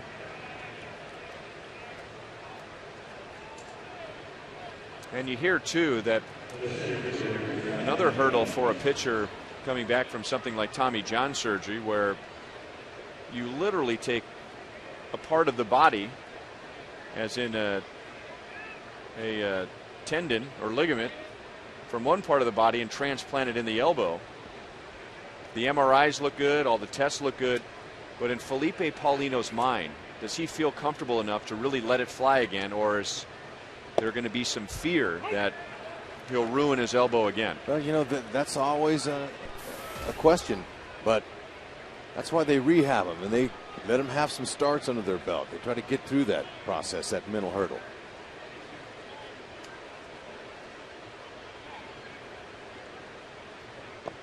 He was pitching I think at the top of his game in his major league career when he went down last year. I mean, he was really on a roll. There might be some folks that really don't remember him, but the Yankees do. He did something to the New York Yankees that no other pitcher's ever done to them. He shut them out in back-to-back starts. One here and one there.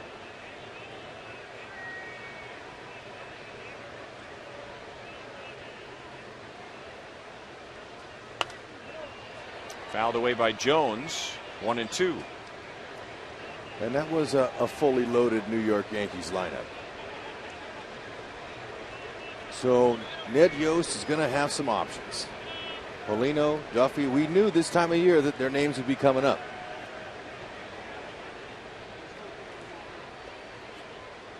Felipe Paulino was 3-1, HUD, in 7 starts, just 7 starts, but 3-1 with a 1.67 ERA when he got hurt. Whew. More strikeouts than innings pitched. His opponent's batting average was .223, so he was just starting to come into his own when the elbow gave out.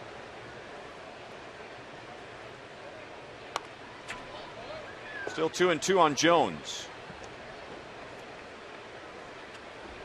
Tell you, now we're starting to see Guthrie here in the middle innings start to create like we talked about he would.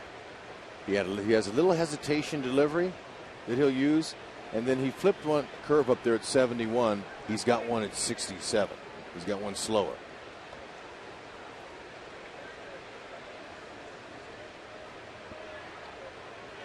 Third time through for the Birds. There's the slow curve. Good call. 70 miles an hour for a strikeout. And, you know, third time through, he knows his pitch count's getting up there. He's trying to create ways that he wasn't doing in the first few innings to get guys out. That's a smart pitcher.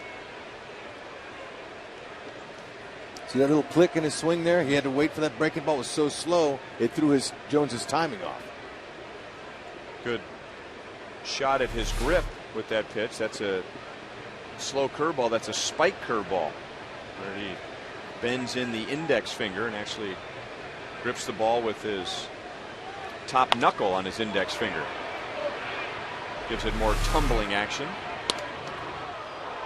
Yep. All the pressures coming from the middle finger.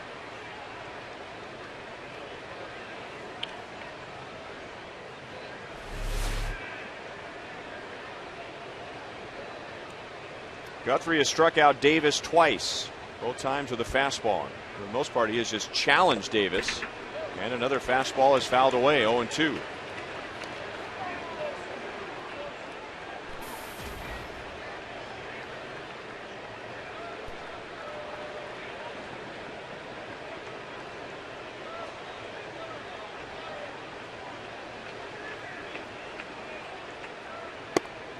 Too high.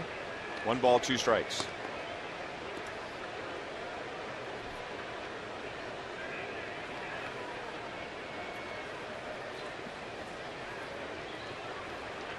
Davis doesn't have his elbow guard on tonight.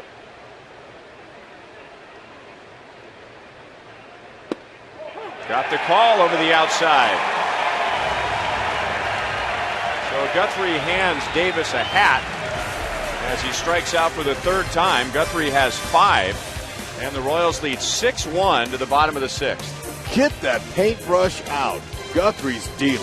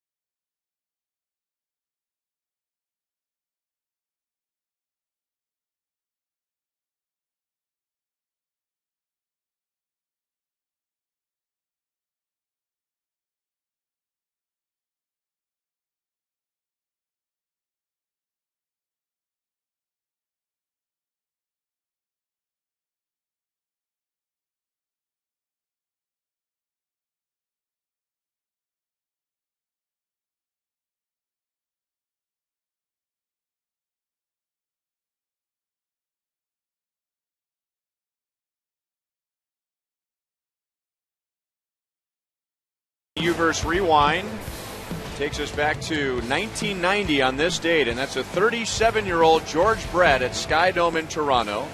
Single, triple, double. So with a cycle on the line, he delivers with a home run. Beautiful. That was the last cycle from a Royal. And if you haven't heard already, George stepping down as interim batting coach before the game tonight. Pedro Grifol is now the Royals hitting coach, although George will be on the field and assisting Pedro Grifol during Royals home games. So he's back up where he's been many years. George is up in the general manager's suite and enjoying this Royals 6-1 lead. 6 runs, 9 hits. And all 6 of those runs charged to Miguel Gonzalez, who didn't go 5 innings. Our Sonic Slam inning contestant is David Barrow from Kansas City, Missouri. And if the Royals hit a home run in this inning, David wins $1,200. As Escobar takes a strike, 1 and 2. If the Royals hit a grand slam out of the park, David wins $25,000 from Sonic and the Kansas City Royals. Escobar, Getz, and Dyson coming up against Troy Patton in the 6th inning. Up the middle, and J.J. Hardy, who has lost a couple of hits thanks to Escobar tonight, returns the favor, and Escobar is 0 for 3.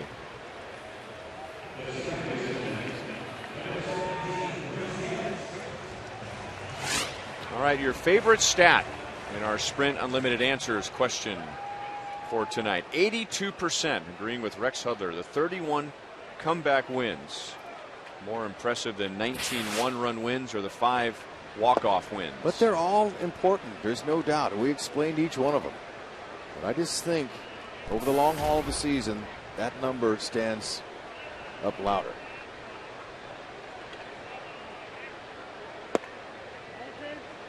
Two 2-0 on Getz. He doubled and scored in the second inning and then flied out in the fourth.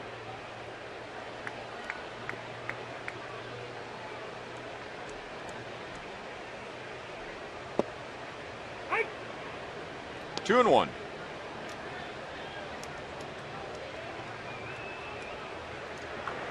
Jeremy Guthrie went over 100 pitches as he was striking out the Orioles to finish off the top of the sixth inning, and Aaron Crow getting ready for the seventh as Davis had to deal with a tricky hop and is back to the bag to get Getz for the second out.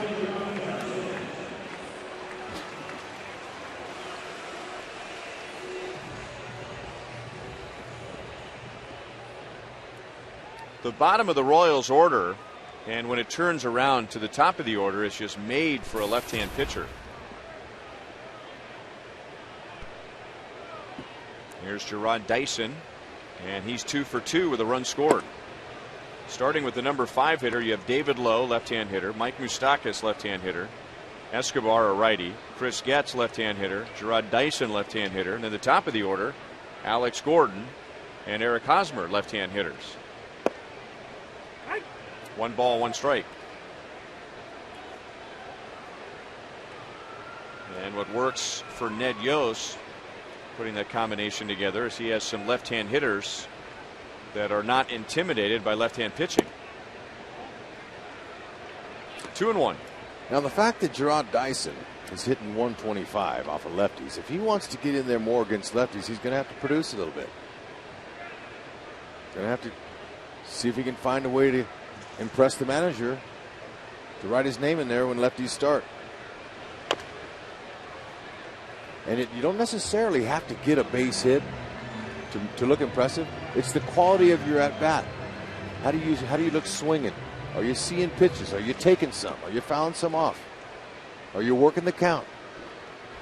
That all goes into the formula of whether we're going to let you play against the starting lefty.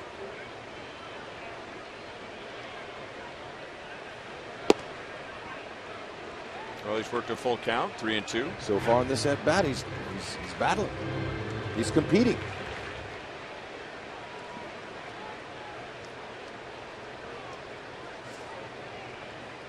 Eric Hosmer has taken a big step forward this year against lefties as Dyson gets hit right on the spine. They go down to first with 2 down. That's a breaking ball. Just didn't break.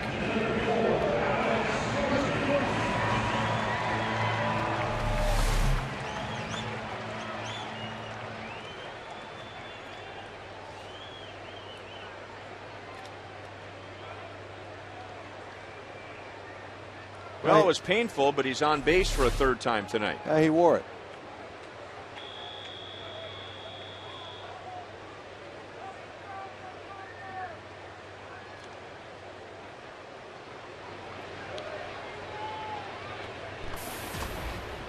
Alex tripled into the right field corner in the 5th inning. Drove in a run and he scored. He's driven in 2 tonight.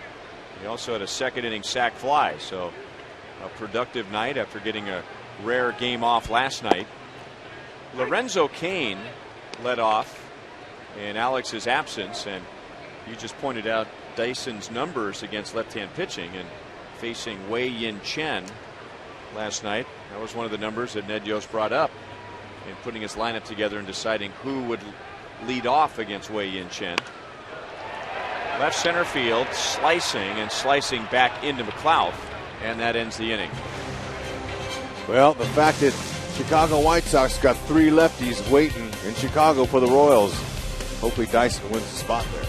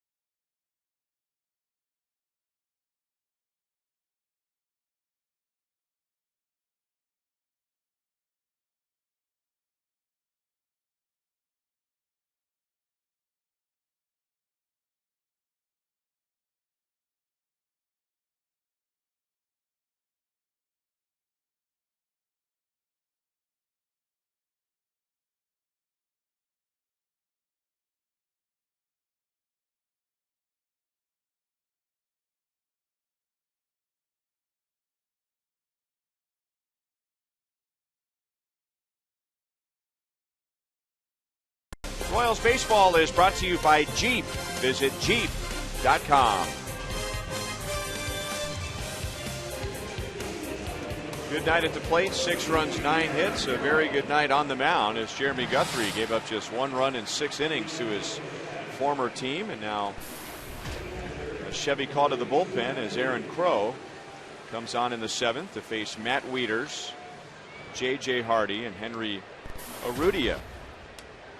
Crow appeared in the game on Tuesday night. Came on with a 3-1 lead, and that was the score when he departed. And he is really giving the Orioles a bad time. And now Wieters breaks his bat. He is out for the first time tonight, and now the Orioles against Aaron Crow in his career are just 3 for 30 as we go to Joel. Well, the bullpen, they've got new T-shirts that they were sporting in the clubhouse today. Luke Hochevar actually designed these. It says "Get It," and now that's Kelvin Herrera on the top left, Collins in the middle, Crow on the right, Hochevar middle left, Mendoza middle right. I don't know about Lewis Coleman on the bottom left, and that's Will Smith. He doesn't have a beard, but he has the necklace. So it says "Get It," and then we'll show you the backside here of that T-shirt in just a moment. It says "To This Guy," and that, of course, would be Greg Holland. And Greg Holland has his own shirt, and it says "I'm That Guy." Pretty good creative stuff, and the bullpen guys and some of the other players were wearing those around the clubhouse today, and that was all the design and idea of Luke Hochevar. I'd say those caricatures, outside of maybe Coleman and Will Smith, are pretty good. Yeah. I mean, you could see Mendoza clearly. You could see Collins clearly. You could see Hochevar. The Crow one, just because he, sometimes he's got facial hair, sometimes he doesn't. Pretty good, though. That's team chemistry. And that's team bonding. And it's fun. And when you see things like that in a clubhouse, that means these guys like each other. They're performing well. They get along. You don't necessarily have to get along to win. But when they believe in one another like that, and that's a tight bunch out there, that bullpen, one of the best in the league, best in baseball, really, one of them. It's good to see that. And with the common goal with that T-shirt, that they're all trying to get it to the closer. All those different faces, all those different beards, whatever, all those different styles of haircuts, just trying to get it to Holland. Do your job, get it to Holland.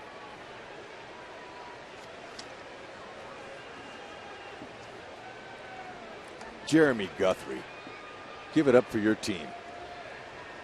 Saw several pitches, mid-90s or better. There's a close one there, and Hardy will take a walk.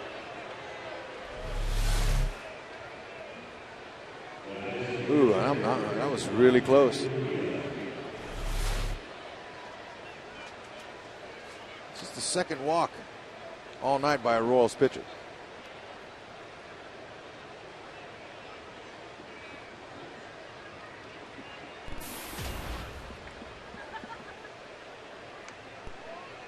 Henry Urrutia, with 2 outs in the 5th inning, tripled to right. And now he goes the other way, and we've been pointing that all series. A very good opposite field hitter. There was a time when he was a switch hitter, but he gave that up recently to hit left-handed exclusively. And with 1 out in the 7th inning, the Orioles have 2 on.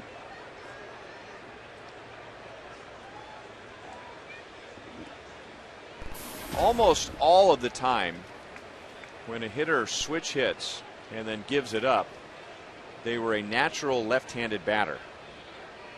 As there's just more reasons to hit left-handed, and I think it's much more difficult for a left-hand batter to become a good right-hand batter than the other way around. I would agree.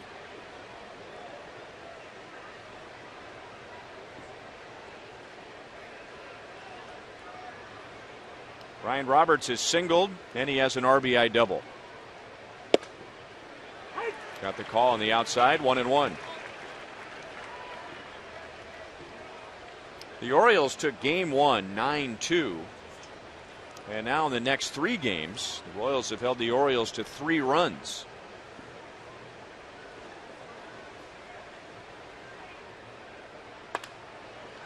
1-2. You know, Ryan, talking about switch hitting, you know, I tried that. I tried it in Double-A, and for a couple of months it worked. I found out my dominant eye was my right side when I was hitting on the left side of the plate. I saw the ball better, and I had more pop for some reason. I had more power because my right hand is now on the bottom of the bat, and that's the dominant hand in baseball when you swing, your bottom hand. And I got into a slump, and the late Johnny Oates, my manager, told me to turn back to the right side. 2-2, really? Yeah, it's kind of a interesting time. One of those things you regret? No, because I respected Johnny Oates so much in the Yankees, and there was pressure to win in Nashville, Tennessee, in Double-A, and I was a little bit disappointed that they didn't want to be patient with me so they could develop me, and that really was the difference between me being an everyday player and a utility guy. So I said, all right, I'm going to make it right-handed then, and it was a tough grind. Because when you're facing major league pitching and that ball's breaking away from you, it's very difficult to try to square it up and keep your shoulder intact and all that. And I had a hard time against the righties. And you know, difference between a utility player and an everyday player is about $3 or $4 million. And that's the whole point of switch hitting. Right. Is to make sure all the breaking balls are coming at you as opposed to breaking away from you. And it's a little easier to hit. Roberts is giving Aaron Crow a battle. Still 2 balls, 2 strikes.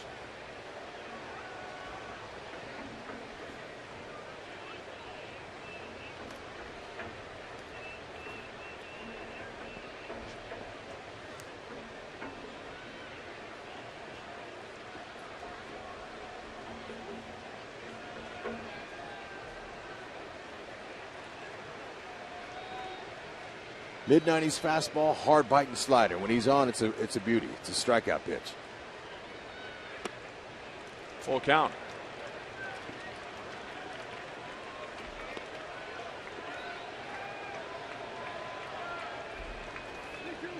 Royals have been on the other end of games like this, and with their comeback ability, that's given them confidence.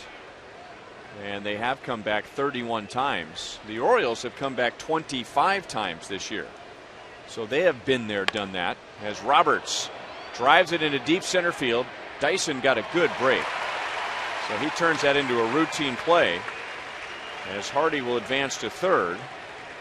Urrutia stays at first, 2 down.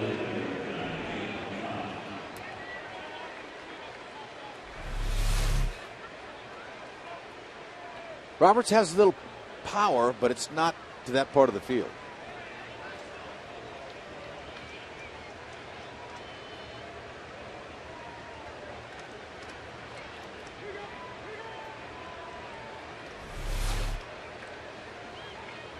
And now Crow will get leadoff man Nate McLouth.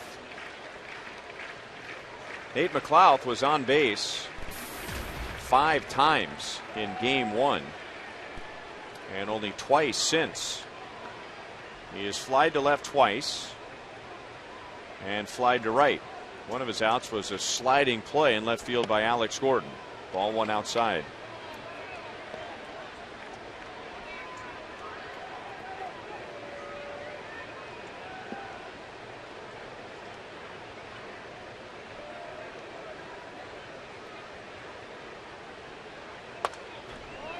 One and one.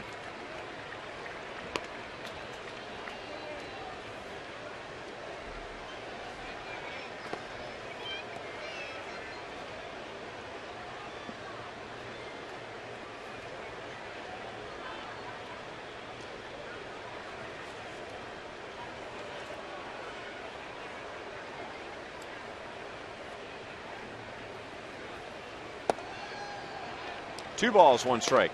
McLouth has a little bit of power. He has 6 home runs. And we knew keeping the ball in the ballpark would be a big key in this series as the Orioles lead the major leagues. They have hit 3 home runs in the series, accounting for just 5 runs. And a high percentage of their runs have come by way of the home run.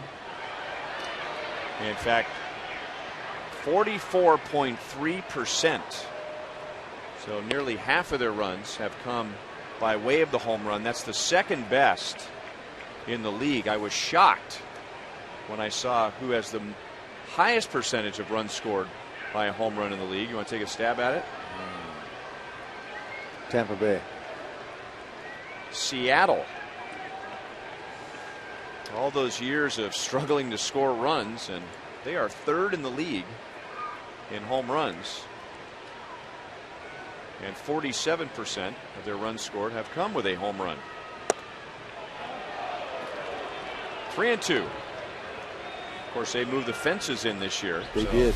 More home run friendly. And they got Kendrys Morales, too, a power hitting Cuban, both sides of the plate, switch hitter. Raul Ibanez. There you go. So 3-2. Urrutia will be running. And McLeod takes a strike over the inside, and down he goes.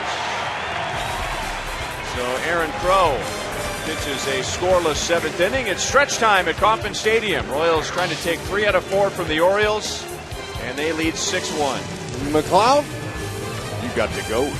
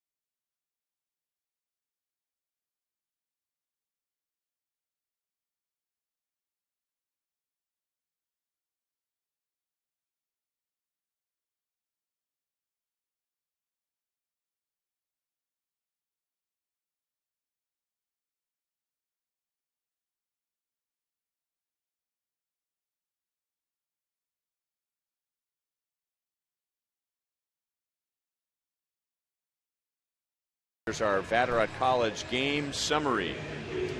Salvador Perez and David Lowe driving in runs with 2 outs in the first inning. The Royals really struggled in the first 3 games of the series with runners in scoring position, are 5 out of 6. And Jeremy Guthrie, who had been wobbling a bit lately, back on track, giving up 1 run in 6 innings.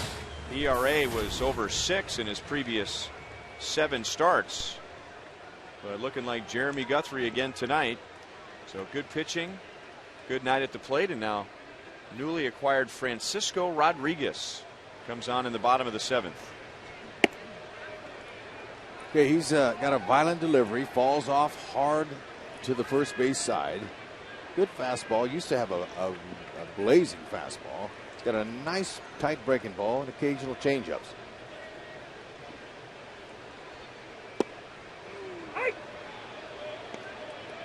One ball, 1 strike. Ooh, nice number there. Hey, Joe. Talk about clutch.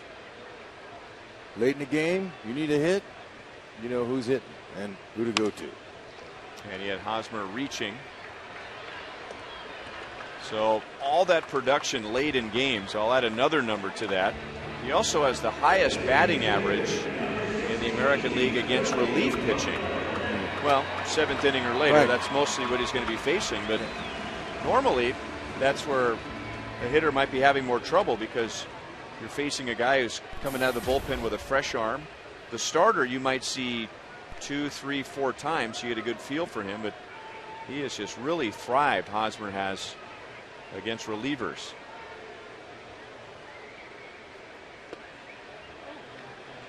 Outside, ball 1 to Billy Butler.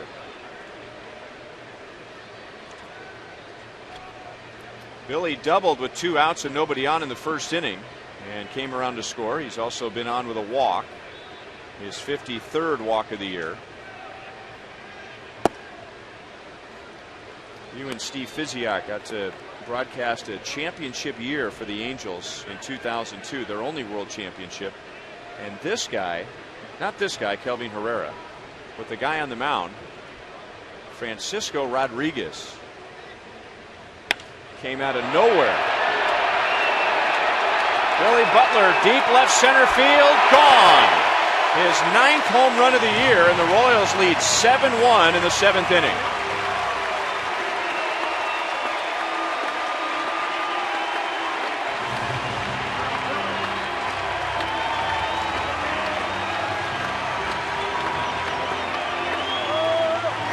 And it's been a while since we've seen a Billy Bomb with some barbecue sauce on it, but that was a beauty.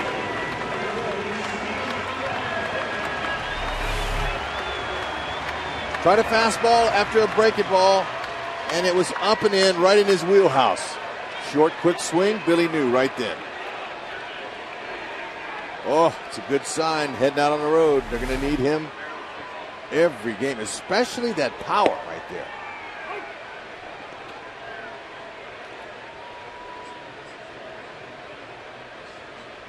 So a 2-hit game, both extra base hits. The Royals have 7 runs, 10 hits.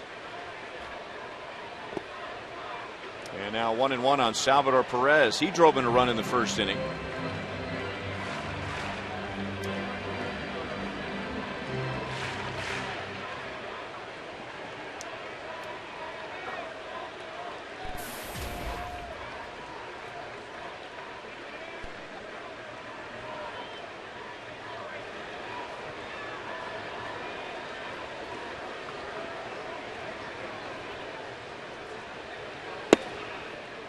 Fastball for a strike. But anyway, getting back to 2002, this guy came out of the minor leagues, Hud, and boy, did he give the Angels a lift that year, didn't he? Oh, I'm telling you, a lift and a half. I mean, no one had seen him, didn't realize any kind of stuff that he had. He was new, and he came in late in the season, a September call-up in 2002. And his fastball was mid to upper 90s, and he had a slider that really was a sharp breaker. And he's the only pitcher I ever saw. And I competed against Edgar Martinez, a great designated hitter for Seattle for many years. And he's the only pitcher I ever saw Edgar look bad on. That's the kind of hitter Edgar Martinez was. And he went on, and he was a surprise, and he set up Troy Percival. And when you have a back end of a bullpen, a lot like what the Royals have, you got a chance. When you can have close games, you can shut them down like that with that power in the back end. And so she got him a world championship.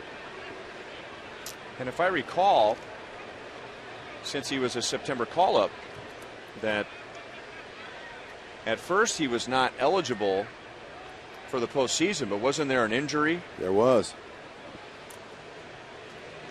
So a September call-up after September the 1st.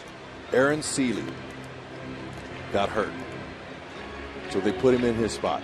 So if Aaron Seeley doesn't get hurt, and I'm just looking at some numbers here, no Francisco Rodriguez, no major league record for strikeouts in a single postseason. He struck out 28.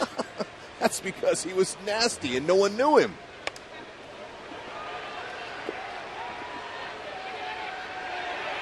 Wieters makes the play.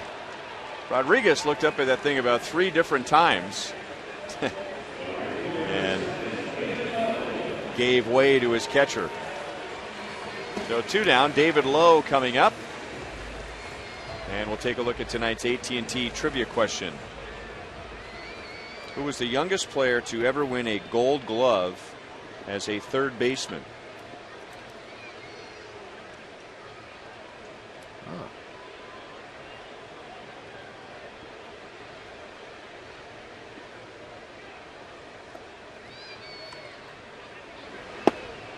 Breaking ball for a strike. David Lowe is driven in 2. Singled in a run in the first inning.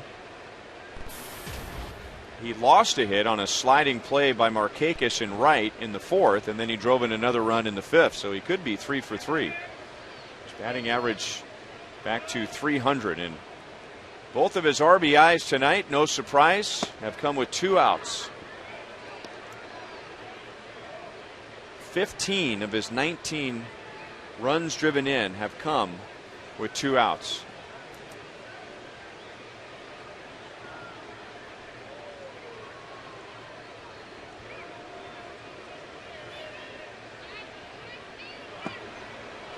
One and two. Yeah, I'm looking at more impressive numbers for Rodriguez. He started that year in Double-A. That year he tied the major league record. He had 5 wins pitching out of the bullpen. In 2006, he became the fastest pitcher in major league history to 100 career saves. There you go. Off the end of the bat, Adam Jones fades back, and he will make the play. We go to the 8th. The Royals keep adding on. Billy Butler homers against Rodriguez with 1 out in the 7th inning, and the Royals have a 7-1 lead over Baltimore. Where's that barbecue sauce?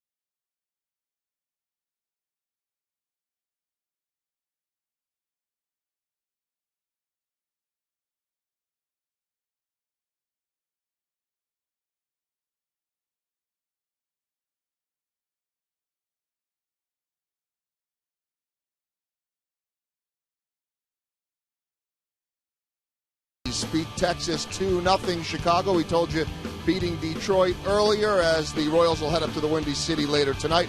Toronto, Mark Burley with the shutout against the Astros up at Rogers Center. Tampa, Boston postponed, so we'll need to figure that one out. I believe that was Tampa's last trip to Boston of the year. LA and Oakland scoreless. Minnesota and Seattle just underway.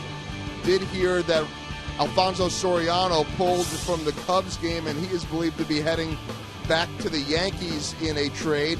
And also to update you on Kyle Zimmer, his night over, 6 innings, 3 hits, no runs, 2 walks, and 12 strikeouts. Ryan? Wow. Thank you, Joel. So good news on the pitching front, not only on the farm, but here at Kauffman Stadium.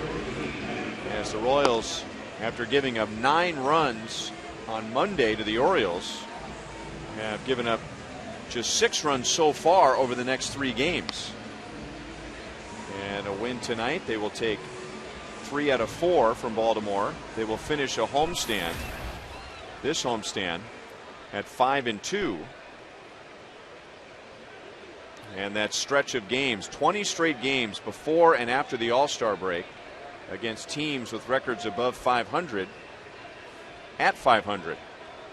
If they can get the last 6 outs. Herrera throws ball 1 to Machado. Yep, and if Herrera's anything like he's been recently, it'll be tough to scratch him. He's got great stuff. Stuff is what gets major league hitters out. Upper 90s, 100-mile-an-hour fastball. He's got a change up at upper 80s. Nice slider he's been working on. And been showing it a lot. to the wishes of Ned Yost. Want to give him a third pitch just so he can keep hitters honest. 1-2. You paint the corner at 99 like that consistently, and you're going to have a lot of success.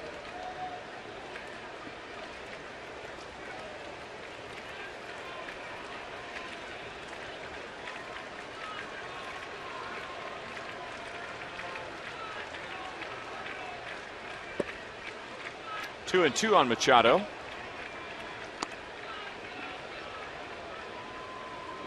Machado is third in the league in multi-hit games, second in the league in hits. In this series, he is 1 for 14. His one hit was a home run.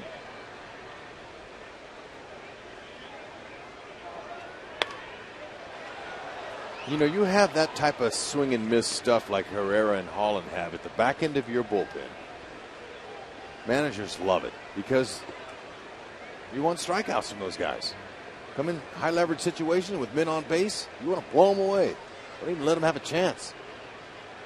With those type of weapons, you got a good chance. Now, last year, his first full season in the big leagues, Herrera, 77 strikeouts and 84 in the third innings.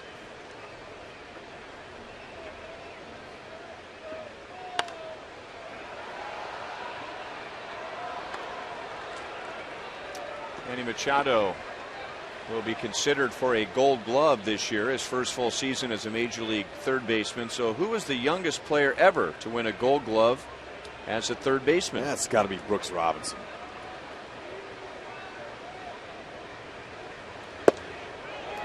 Former Oriole, so that would qualify as in the house. 16 Gold Gloves in his career. Machado, if he wins this year, would be younger.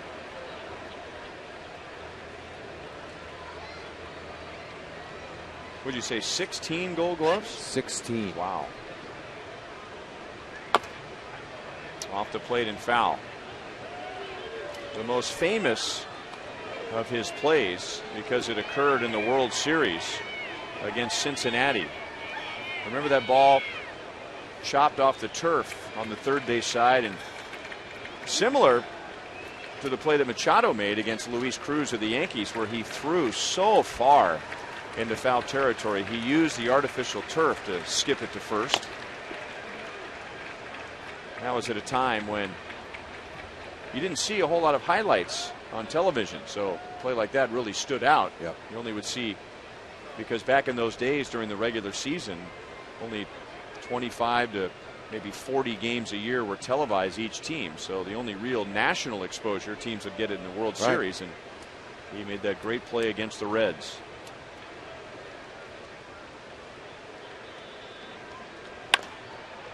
Right side. And Hosmer gives Herrera a good feed. One out in the eighth. You see that injury last night with Tim Hudson and Eric Young Jr. Tim Hudson breaking his ankle. I did. As he put his foot in the middle of first base. So it was broken. Yep. I didn't see the injury report, but it was an awkward play. And, you know, you teach kids from the elementary school level on up playing baseball. Pitchers stay on the inside part of the base when you go over the cover. And if you see that number 4 there, that's because the late Earl Weaver passed on. And we were talking about Brooks Robinson, and Earl Weaver just loved Brooks Robinson. Earl was hard on some of his players, but not Brooks. He loved him. And why wouldn't you? Guy came to play every day. 16 Gold Gloves for you, automatic, good hitter. But Earl Weaver, legend.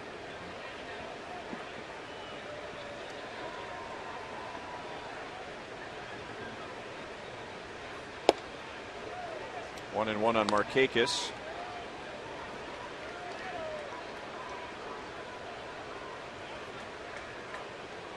Earl Weaver passed away last winter on January the 19th, the same day that Stan Musial passed away.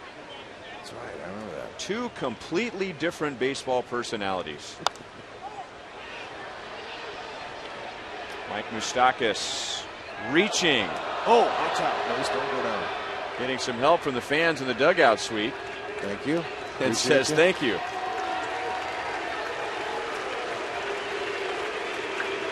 That was a heck of an effort there. That's about as far as you can stretch over a railing without going head first down in there. And he thought he had it the whole way. Gotta love the fans. For more reasons than that. Ooh, guy kind of got it.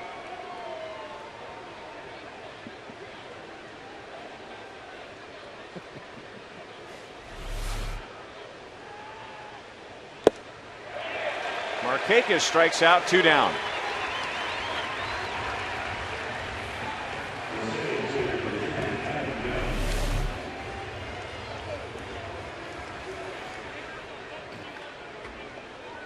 They're talking about Earl Weaver and Stan Musial. Stan Musial going to his grave with the reputation of being one of the nicest men to ever play baseball. And people would tell you maybe just the nicest man, period. Oh, yeah. And Earl Weaver will go down as one of the most fiery baseball personalities, as Jones hits it into right center. So he's on with his first hit.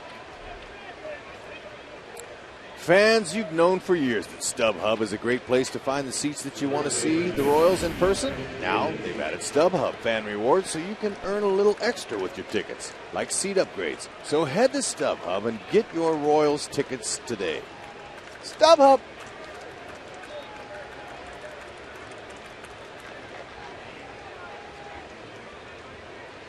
Had a lot of rain later this afternoon. The game started on time. We've had on and off drizzle, nothing that has threatened the game, but some much needed rain for Kansas City.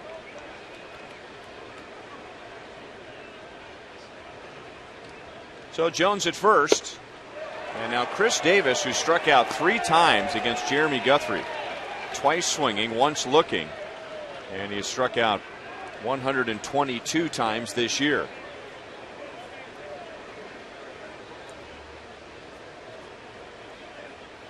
You know, I think one word would describe or could describe Earl, and I would just say crusty. He was crusty. He spoke his mind. And made arguing with an umpire an event. It was a comical event. The Royals strike out Chris Davis 4 times. Earl Weaver, your thoughts? He was the best. Hall of Famer.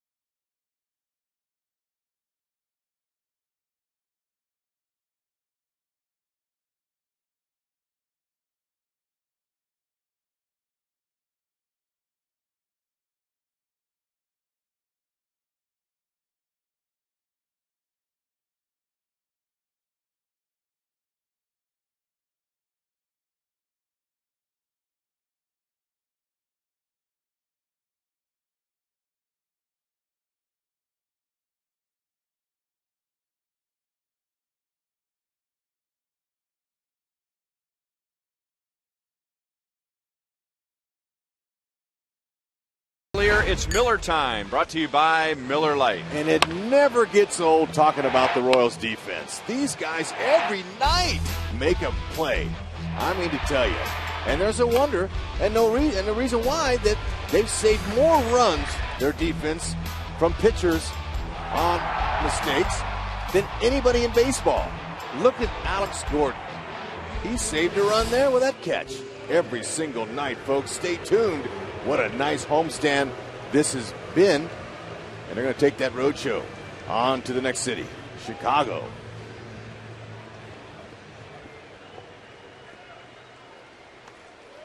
Don't forget to vote for the Royals Player of the Month, sponsored by Majestic and Rally House. Vote at Rally House stores and get a chance to go on field and meet the winning player.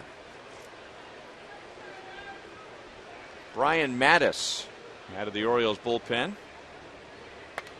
And Mike Moustakas had a heck of a rip and fouled it straight back. And while we still have a chance, Ryan, I'm not proud of too many things in my career, but the one thing I'm most proud of, and I never had any control over, was the managers I got to play for. My first 3 years in the majors, Yogi, Billy, and Earl.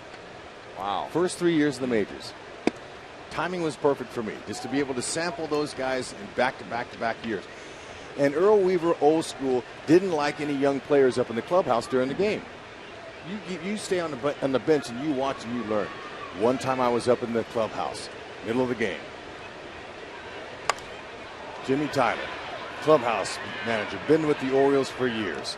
Just him and I are in there. And all of a sudden we hear Earl cussing up a storm coming up that tunnel. He's coming up into the clubhouse. And I looked at the equipment man who'd been there for 100 years. He fled out of he left. And there I am going, oh my, if he sees me, a young player up in here, I'm in trouble. I got into a locker and I hid myself. I pulled the clothes over and I hid in the locker. And he was came he looking in, for you, or he just going up to? I'm not sure, but I was scared to steam. death. Well, the fact that I saw a guy who'd been a long-time employee take off running, right. I knew I was in trouble, and so I hid in there, and I hid like a scared rabbit, and he left, and he threw over. He was mad. He threw a tantrum. He threw some tables over or something, and he left. And I came up out of there, and I looked around, and I left, and I went back to the dugout, and I never went to the clubhouse again, because that would have been ugly. One down in the bottom of the 8th inning. Fans, MLB.com At Bat is celebrating 5 years as your #1 mobile app for live baseball. The At Bat app delivers live audio, pitch tracking, stats, breaking news, and video highlights. And you can download At Bat right now on your app store or text At Bat to 31826.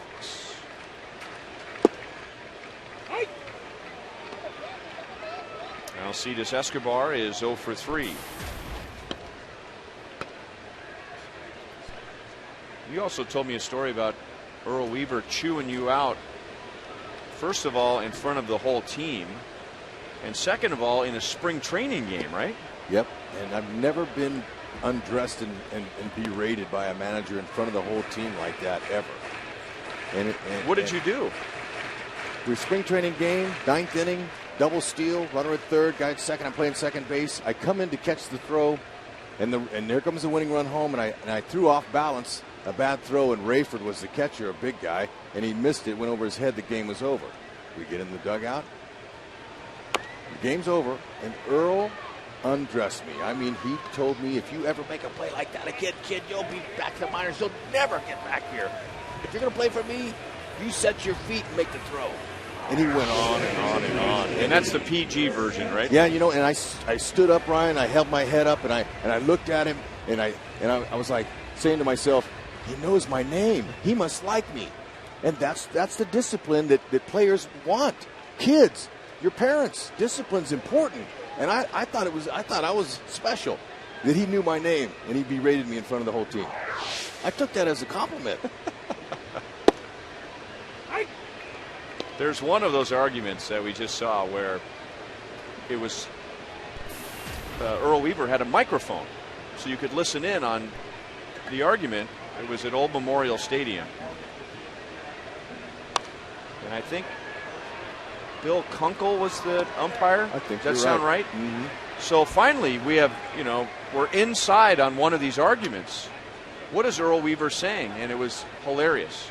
You had a major league umpire and a future Hall of Fame manager calling each other big fat liars. You're a liar. No, you're a liar. Well, you're a big liar. Well, you're a big fat liar. Hearing that, thinking, that's what they say when they have arguments out there on the field? And what was the parting shot? The parting shot was the best. Yeah, give me a second to, again, think of the PG version of it, because it was one of the greatest lines of all time. 2-2 on Getz. Earl Weaver made some comment about, as he was walking away, well, you can say what you want, but I'm going to the Hall of Fame. And as he started walking off, the umpire said, and you could hear it on the microphone, for what? Messing up the World Series? Only he didn't say messing. And Earl Weaver's, it always seemed to happen in his great arguments. He'd be about 10, 20 yards away and think of something else to say, and he'd turn around and go back to the umpire again. Oh. Proving once again you can't beat fun at the old ballpark. Never.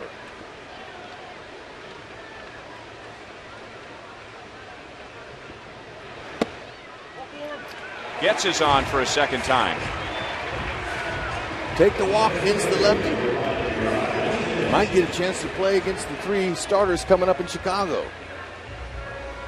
That way, Getsy. And now Dyson with a chance to get on for a 4th time. Batting 9th and playing in center field. So this is that game once a week where Ned Yost wants to give Lorenzo Cain some time off.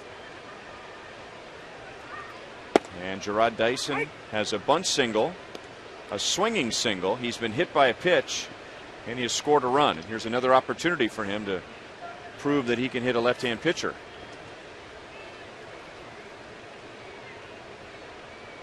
Okay, Brian Mattis going to feed him some fastballs in there. He'll go to 96 with that. He likes to sink it, curve, slider, changeup. But that bunt that Gerard Dyson had, his first time up, was a beauty.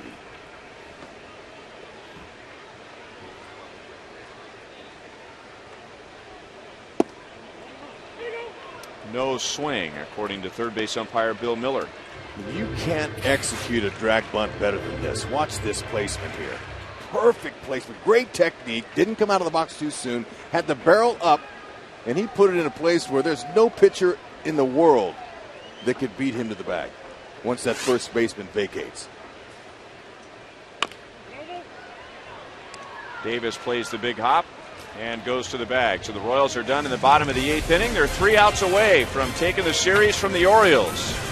Lewis Coleman will face Wieters, Hardy, and Urrutia.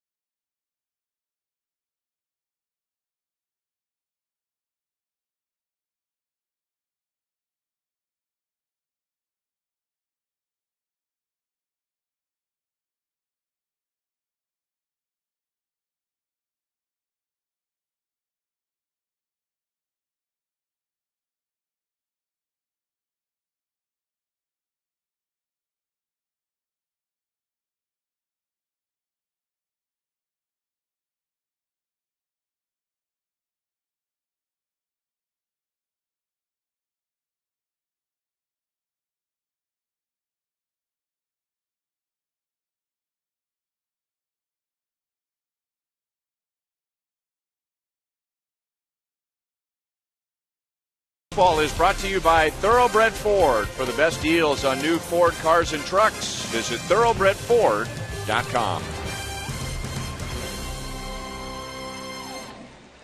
So the Royals are 3 outs away from finishing the homestand at 5-2 and winning the series with Baltimore, and then on the road for a long road trip as the Royals will now shift their attention to teams below 500. 3 at Chicago, 3 at Minnesota, and then back to New York. That's where the Royals were on their final road trip before the All-Star break, but this time we'll be visiting Citi Field to take on the Mets, as Lewis Coleman will pitch the 9th inning. He's pitched very well in his 8 games.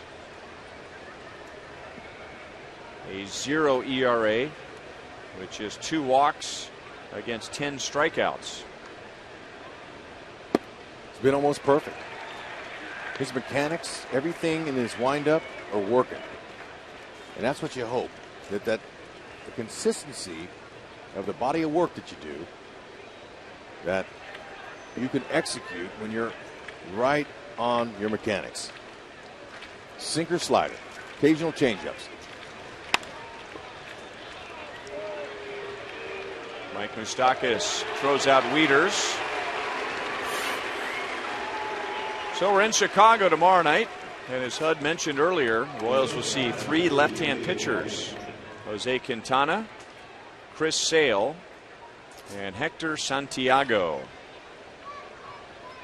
For a Mazda game break, speaking of Jose Quintana, here he is at Kauffman Stadium in July, and Mike Moustakas jumped on a hanging breaking ball and hit a line drive home run into the shrubs. Love it. Hope we see that from Moose with regularity on this trip. 4 games in New York against the Mets. It's a 4-game set there to finish up the road trip. Oh, 3, let me see. Well, you can stay for the 4th. I'm going to come home. Let me look again. Maybe I was off my mark. Oh, yeah. Yeah, it is 3.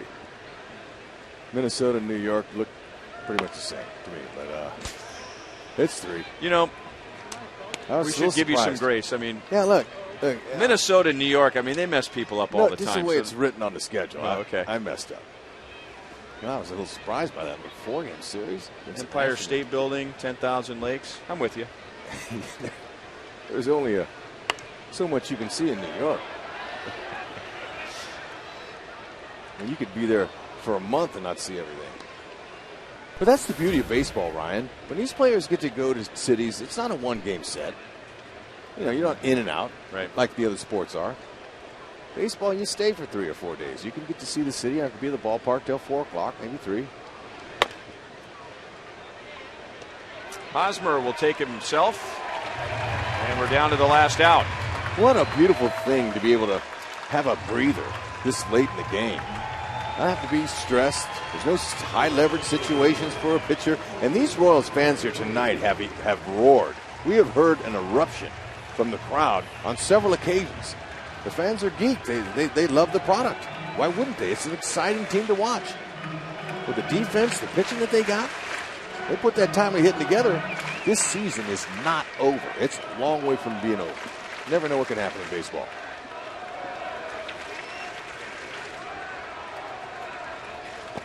Ball 1-2, Urrutia. Well, we had been pointing to this stretch of games for a long time. 20 straight against teams above 500. And that went back to the beginning of July, playing Cleveland, Oakland, the Yankees, Cleveland again, Detroit, and Baltimore. 1-1 on Urrutia. At one point, the Royals were 5-3 during that stretch, and then the 5-game losing streak right before the break. But the Royals were re-energized during the break and are 1 out away from going 5-2 against a first-place team, the Tigers, and a contending team. And if the season ended today, would end up with a wild card, the Baltimore Orioles. Put the birds to sleep.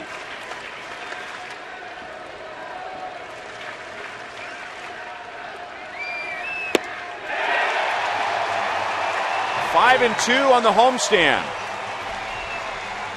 And the Royals finish with a winning record in the season series with the Orioles.